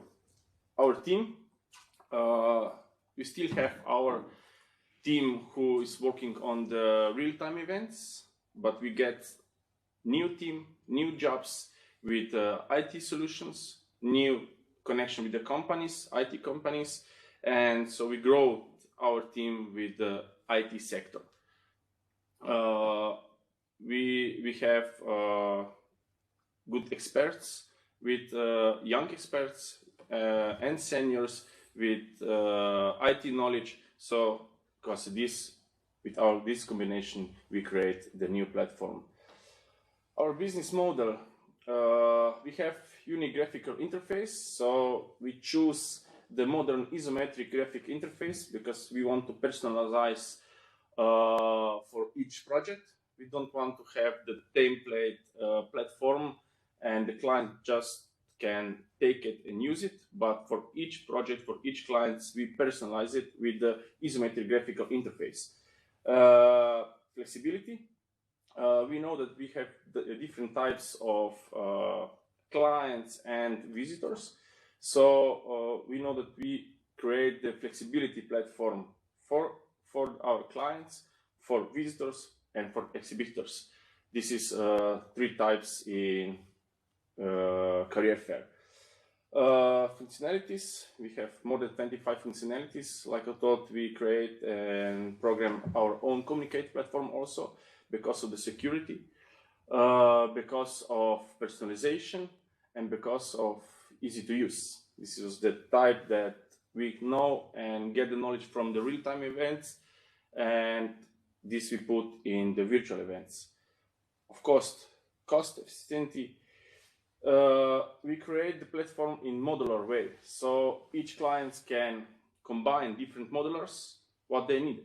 They don't need to take all platforms, all functionalities, but they just to choose the modules what they need and personalize their own events and get own virtual platform. And because of this, they have control of the prices and they can set the prices what they need for their own project or events. Easy to use. This is again the knowledge that we get it from the real event, because mostly we work with the university schools, with the public sectors, and we know that must be the platform really easy to use and easy to understand, that everybody can use it, exhibitors and visitors. And because of this, we created easy to use and just to focus on the project or events that they have in virtual spaces. Analytics, most of our clients, and we know that the data is after the project really important to analyze it. And this is again the knowledge that we have in the real event. When you finish with events, you finish with the project and you just analyze it with the team, with the exhibitors, what was good and what was negative. But here in the virtual platform events and hybrid events, you can analyze it with the data and you get more information and more focused strategy for the next event or to upgrade it. And this is, I think, very important things that we can use it in virtual events or virtual platforms. Experience, we have 2 types, like I said, of experienced team, from the real events and from IT experts. And on this combination, we get the new knowledge of the virtual event platforms. So for nowadays, we know that this knowledge is for hybrid events. It's again another level of our platform. Business model. When we created the platform, was first level was the fairs, because our fairs of the different types of it, we want to share it or move it from the real time to the virtual space, because in the real time we have focused the space that we had. I don't know, some big house or something like this, we have just the space for now 30 or 50 exhibitors places. But when we move to the virtual space, we have no limits. And on this, we started with no limits with the space, with no limits with the countries, with the no limits that we can create the events of the different sectors. Career fairs, before of our virtual platform, we organized more than 6 years virtual career fairs in real time with all schools, universities, and with the companies. And when we came to the virtual platform with this out of the space, we come out of the, you can say, out of the market to the other countries, and we get with all informations of exhibitors to each student, and with the platform we give the information in career fairs in the all level. Different web presentations, also personalization of the directory of the web presentations, open days. With our platforms, you can use also for the open days for the some companies, open days for the some chamber, open days for those others. Workarounds. It was also really interesting when the COVID situation and was all schools, university was closed, and they want to represent how it is in their places. We give the solution to the schools, universities with the virtual workarounds, and on this, from each home, from the computer, each student can get information inside of the building, inside of the system of each university students, everything. And I think with this, no pandemic situation can stop it with our platform, because we can represent it in the virtual space. One success stories, or I can share it more, was Slovenian Army. So Slovenian Army used our platform.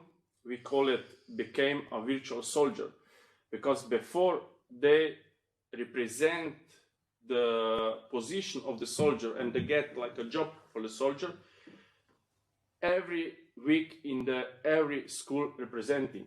Now they have one platform and they represent all their programs, all their work of the soldier in virtual video system or virtual platform on each school presentation program. And because of this, they contact more students and more potential soldiers, and they have better results. Now the next level with the Slovenian Army is the application. And with application we can go more details with the contact with others. So this is the one session. Virtual career fair. Like I told, we started in 2020 in the regional level. In 2021 we go to the national level, and we get all universities in Slovenia, we get all schools in Slovenia, and also foreign universities, because of the interest, because they know that with this information can get more easier students to study abroad. This is the one like a virtual place of one exhibitors, and they can show different types. And this is also career, okay, they have a career advising. So they have career advisors in real time. They can come with career advisors and get all information about the jobs, get the contacts, because we know before it was like from the young people like a shame to go to the contact to the public career institution, but in virtual place they go more easier to contact with them, to speak with them, and it's easier to get a job for the young people. Virtual career fair, also one situation with some speeches, with the public situation, with the mayor, with the some ministry, something like this.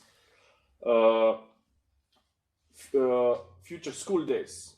Also, when they have like application for the students, we give them the solution with the future school days, and they represent also the different program of students, of program of the universities and schools there. What did we with BE-READI ALPS?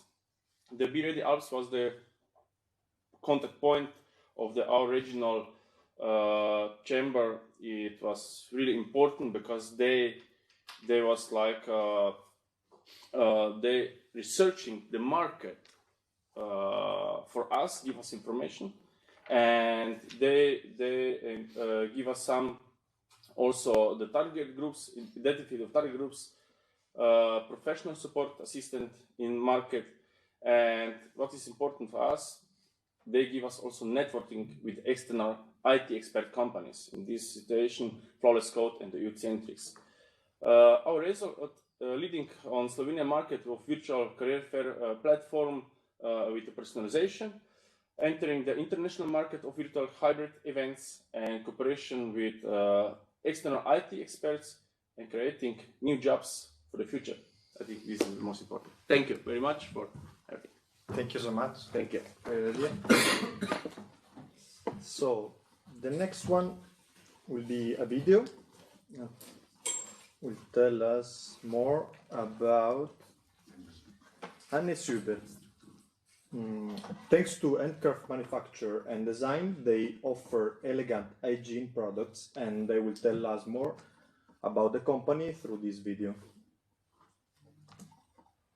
Hello everyone, my name is Viktor Lazzari from company Hannes Huber, and thank you for the opportunity to present our business case today. So in 2020, we asked ourselves the question, how can we make hygiene more sustainable and more appealing?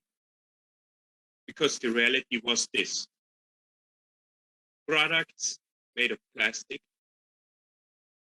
it was gross to touch these products by hand, and the production mostly in other parts of the world, which was long and impactful for the supply chains. So we had to ask a follow-up question: how can we use our craftsmanship to solve this problem? We created an elegant and sustainable hand sanitizer dispenser. An elegant design made of steel, no plastic. Good operation with a better, no touch. And a local sustainable production in South Europe, which is good and short for supply chains. Who are we? We, Hannes Huber, realize innovative projects in glass and metal construction, which is our core business. Therefore, for us, it was a switch to also make hygiene products. We were founded in 2003 in South Europe. Our local production is in Bar, near Brixen, in South Tyrol, and we are 12 people. Now about our business model. We believe in local production, short supply chain, and customers who understand the value of our product.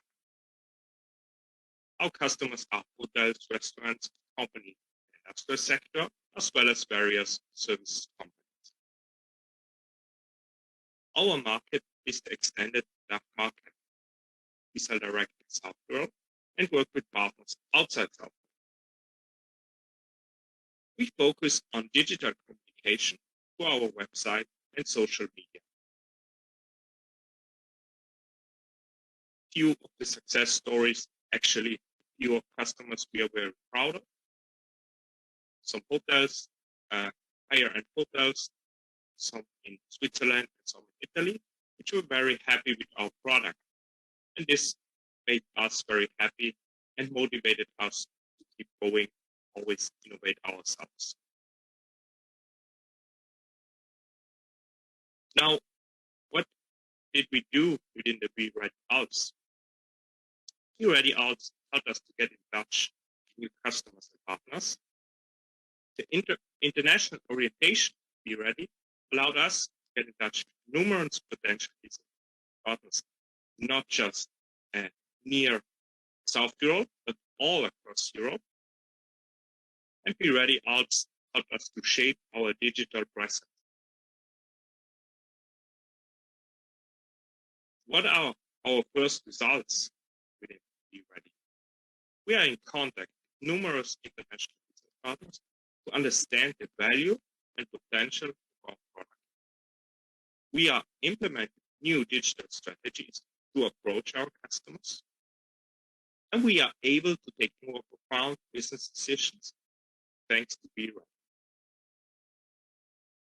Thank you for your attention, and I wish you a wonderful rest of your afternoon. Thank you.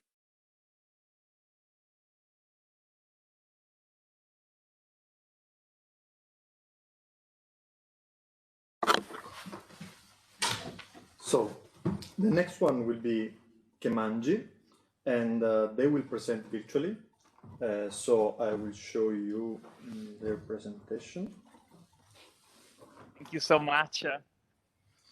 Just I think I can share it from here. I have it open. Okay. Yes.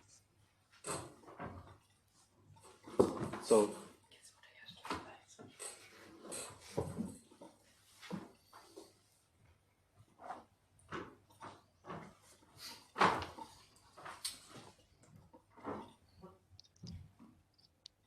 can you hear us? Okay. Yes, sure. Okay, I'm ready.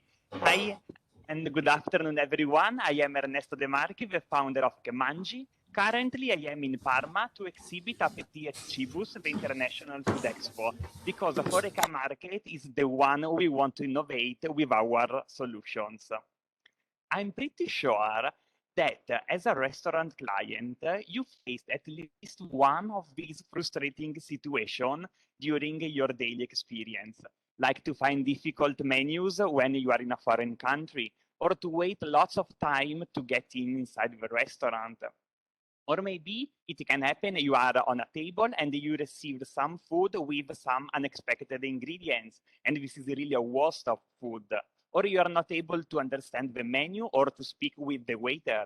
And even on the other side, when you manage a restaurant, you might find many persons that want to pay a coffee with a credit card, or people that go out without paying, or that want to split the bill. All these situations can ruin your meal experience, and they are not really good to do. But you are lucky because we have the solution to all this. We developed Appeti, that is the sustainable and concrete solution to aggregate different events and restaurants menu in one single app for smartphones without any language, currency, or allergy barrier, in order to provide exactly what food lovers want, where they are, and when they need, saving time and money. We combine on-site table and room service with robot support, online deliveries, and pickup. We can provide an all-in-one service from automatic translations and allergens matching to payments, always considering users' health and kosher or halal and vegan preferences. We allow users to invite friends or guests to select the menu they want and pay with crypto and different currencies, even before the arrival at the restaurant. Appeti matches the inputs, that is what food lovers want to eat, with the outputs, that is the meal that the restaurant manager can offer to their clients. And with Appeti, food lovers can decide the food they want in advance, even before the arrival at the restaurant. Select the restaurant that provides it with just one app and log in. Then they can check in at the restaurant and they enjoy their meal without any waiting time or wasted food. Finally, they can get a deferred and unique digital invoice that resumes all the meals ordered in 1 month. And this helps a lot in Italy, that we have a new digital invoice system. We have 2 EWIPO trademark registered, that is the Appeti and the Bytes. The Bytes are our cross-currency price benchmark. And then we registered our software at SIAE, that is the register for copyright software in Italy. The team is made essentially by 2 persons, me, that I take care about accounting, and by Roberto Tardugno, that is a PhD researcher in food chemistry. And then we have the support of 2 members of the IT team that connects our software to all our to all the local managing software used in different restaurants. Our business model is the drop shipping. People are used to place order and get the meal online. And so we decided to do exactly the same at the restaurant, so that the restaurant manager can focus only on cooking and service activities, and final customers get their meal drop shipped at the desired place and time, even on the table of the restaurant. We use artificial intelligence to take care about translations, allergens, order, and payments. And of course, we can manage all payments, invoices, and discount agreements with the company. This means that if there are many different clients in one single restaurant, we are able to issue a single automatic invoice by the restaurant. And if you are frequent user of restaurant and you go to many different restaurants in 1 month, we are able to provide you only one single invoice that resumes them all. Our success stories is the database we were able to create. We developed an over 1,000 ingredients database with allergens matched, and this is available in Arabic, English, French, German, Italian, Spanish, and Russian. This means that if you are Italian and you upload in your restaurant the menu in Italian, we automatically translate at the moment in these languages, but day by day we are trying to add new languages. We attended and we validated our application in the main food exposition around the globe, from Las Vegas to Dubai, and next month we will be attending Innovex in Taipei. In our BE-READI journey, we attended the Digiton on travel industry with Veneto for Innovazione, and I thank a lot all the staff of Veneto Innovazione. We defined the marketing strategy to launch abroad Appetit with a knowledge about what HoReCa managers do and expect in other countries. And then we exploited the business model in view of extending the value chain and the market potentiality. The improvement of Appetit to be an innovative tool, not only to manage food orders and to make users aware about what they order at the restaurant, but even to be an excellent system to proceed payments and manage digital tax receipt. Then we are looking and we are trying to manage new agreements with new clients in Bavaria. Appetit essentially collects data, knows users' preferences, and helps tourists and business people during their daily life, always confident with GDPR. We know that digital is the present standard, but cognitive is the next future, and data are the new petrol. To be your next cognitive menu and allow millions of food lovers to be able to enjoy their meal with only one app and log in wherever they are, we need local partner to share our sub-ingredients database with, and the local HoReCa managers to access our cloud-based software as a system and upload their menu, the output of our application, to be connected with local hotels and restaurant API. Enjoy your meal with Appetit and follow us for the next updates. Thank you so much, you all, for your time and attention.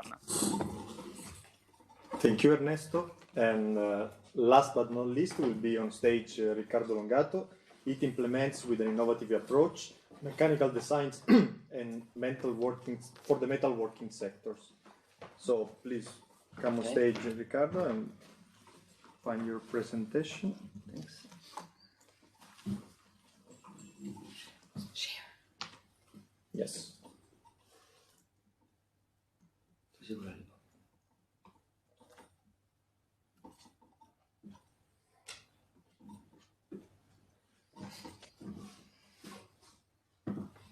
that okay? Please. Okay. Okay. Good evening to all. Now let's start. I'm a little startup, and this is our symbol. Our symbol summarizes our work. We have an idea that born and lives without borders, and finally light on when the solution is achieved. The symbol of infinite, the mathematical symbol, brings the idea in a real world through the analytical approach. Now, I'm the CEO of this startup. I'm experienced in calculation and gearbox design from over 25 years. I'm member of Italian and international committee about gears, because for me it is important to be in the working group to keeping up to date with the latest standard. I'm inventor also of a special patent for speed change gearbox. Now, plastic gears. Plastic gears are in use for more than 50 years. We have different field of use and also wide base of material. But why plastic gears? Plastic gears are utilized for their properties. For example, no lubrication required, good NVH behavior, lower waste and CO2 production. But also they have some disadvantages, for example, thermal dependence. Now, we have many variety of different types of polymerical materials. New compounds are produced each year. In the literature and guideline, the technical data are given only for few materials. Now, how can the engineer find the performance of the gear? The solution is to perform gear testing in order to evaluate the correct material selection of the gears. In our business model, our customer is a plastic material manufacturer and plastic gear manufacturer who want to utilize new plastic material, compare similar material, develop new studies. We can offer our service with high added value through various solutions, choice of suitable materials, comparing different types of gears, carry out new studies. Our strategy is to minimize the time of the test and offer an economically competitive product to the market. The test bench works 25 hours per day automatically without assistance. It is monitored by an app that could be downloaded on the smartphone. This reduces timing, test, and cost. This is the major works that I have done. We have developed a special gearbox for ride application, and the prototype is installed in the Coney Island Luna Park in New York. Then with Krone, I developed a special gearbox for agricultural application, and the interior machine won the gold medal for Innovation Award in Agritechnica 2015. Latest work is a gearbox for high voltage line tensioning, developed by Alstom, and it's already patented. And I received an award for economic progress and innovation. And until September, I will present a paper at the VDI Plastic Gears Conference in Munich. Now, I had an idea that I wish to develop. This idea could bring patent on a special hybrid gear composed of a matrix of metal plus technical plastic. These gears offer an interesting solution to improve the mechanical resistance and the thermal behavior for many applications on lightweighting engineering. The application could be widely used, for example, metal replacement, but it has not been industrialized yet. In addition, through Union Camera del Veneto, I had a good contact with TUM Institute in Munich. We defined a thesis for a student that she will work with me in the next month concerning the complex topics of plastic metal hybrid gears. Now, my journey in this project was started with a mentor PhD with Camera di Commercio di Venezia Rovigo, then with with Aerosportello Veneto, that helping me in the internationalization project, and then with Union Aerosportello Veneto and Italcam, we worked to connect directly with TUM. Now we are ready. I'm really proud for the result. I thank all the partners for achieving our goal completely. We managed to realize a cooperation with the TUM Institute. Several web calls have been necessary to agree on how to develop this topic with me. We have found new contact channels and opportunities for improving our business in internationalization. We are ready to start with the project, and we have achieved the following objective: cooperating with TUM Munich, defining a work plan, sharing a grant project, hosting a master thesis student for Munich, obtaining finance through the Erasmus project, After developing this project, maybe will we be able to offer to the market a new product with a serial lower cost production, lower waste, and lower CO2 production? Thanks for your attention. For me, thank you so much, Riccardo. You're welcome. And as I told you at the beginning, now it's time to vote the best company, and will be on stage with me, Michael, to this delicate process to vote the best company. And we are going to do this through Slido again. And now we have the pool here. Again, you can access to the for the voting process through the QR code or slido.com with the code 959595. From now on, you have 5 minutes to vote, and we are waiting for the best company to come out. All right, and will we see directly the results or only in 5 minutes? Yes. Okay, in 5 minutes we will. So we can talk about the price maybe.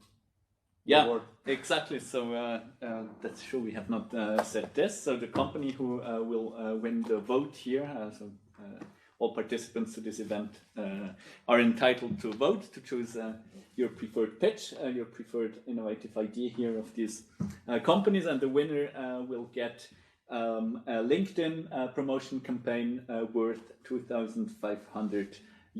So this is the prize to be won here in this BE-READI ALPS Award that closes this last public meeting of the project, and I think it's really a very nice opportunity to close the project with such an award to demonstrate that the project has a real impact, helped the 5 companies that presented, that pitched this afternoon in their journey, developing these innovative ideas, and so I think it will be a fantastic closure moment to actually pick one of these companies and give them the BE-READI ALPS Award. And actually our participants are faster than expected because already 37 people voted. Yeah, that's good. How many do we have in total? Do you know? I asked maybe around 40. 50 more or less. So we can wait maybe. So actually I also have to vote, right? Yes. I have 2.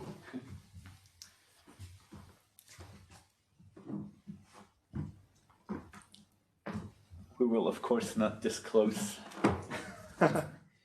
our preference.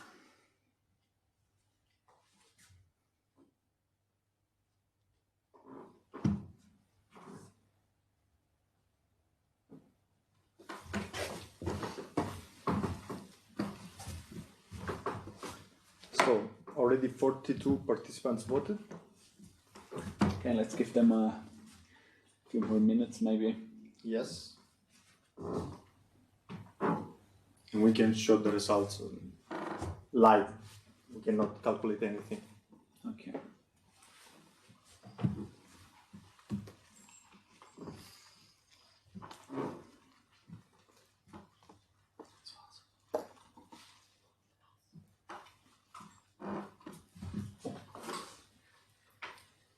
$47. Maybe we are ready to.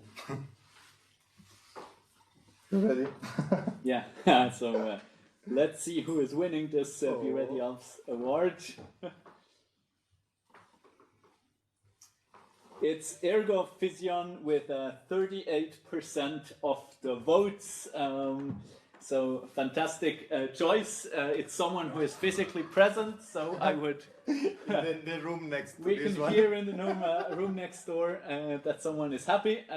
I would like to invite you to come over. The winner. The winner. Congratulations. Yeah, thank you. Thanks. Fantastic. Cool. Congratulations. Yeah, thanks. So there's a bottle of champagne or sparkling wine. Evening. Not To champagne. Yeah. To celebrate, congratulations. Yeah. Thanks for the support. My English is not that good, but the Standardagentur is really, it's amazing. I don't know how, it's a freelancer. Yeah. Yeah, it was the guy from the university who was, who had to do the study. And now he is partner of mine. And yeah, so I learn a lot, people who can help me. over the standard door. Thanks. Cool. Yeah, congratulations again. Sorry, I have to turn off the sharing. Oh, okay. So people could not see the winner. Yes. Yeah, just small. Just small. Yes. Okay, but they saw you, Simon. No, here we are. And now you're big again. So congratulations to the winner. All the best on your journey with your product. I hope that the award that you are winning here with this promotion campaign on LinkedIn will be useful for you. Yeah, very useful. Fantastic. So, and I will follow your activity on LinkedIn in this case. Looking forward to test it also. Yeah, it's over here. Again. Perfect. All the best and congratulations. Yeah, thanks for inviting. Thanks. Okay, so what a nice closure for this meeting with this award that we could attribute to the winner of this award. Thank you to the participants for voting. As I have said a few minutes ago, this is the last public meeting of the BE-READI ALPS project, which started in 2019. Which was characterized by COVID, by a lot of online interaction. We had a lot of webinars together, we had a lot of exchange together, and it's really so nice to finally meet, even if it's just for the last meeting on site in Vienna. And I'm looking forward to spend the evening also for social interaction with all the project partners and all the participants that are on site here. This being said, I would like to thank the organizers and the host of the event, AWS. Thanks to Christina and her team for the fantastic organization. Also thanks, of course, to the lead partner of the project, Veneto Innovazione, with Ivan Boeso and Maria Sole Dorazio. It was extremely interesting also to have all these insights about the project results. Big thanks to all the speakers of the first session, and then to the participants on the panel for the inspiring discussion, and then of course to all the companies that participated. Even of course that's the nature of an award, there's only one winner in the end, but I think that the 5 presentations that we have seen really stand for the innovative ecosystem that the Alpine Space represents here, and the BE-READI ALPS project has hopefully been a contribution to make this ecosystem even more innovative for the future. So the project will be in touch with all of you with final project results, and we hope to have the opportunity to collaborate also in the future with many of you to make the Alpine Space a more innovative place for the ecosystem of SMEs. From my side, thank you very much for your attention, and see you soon. Thank you also to the participants.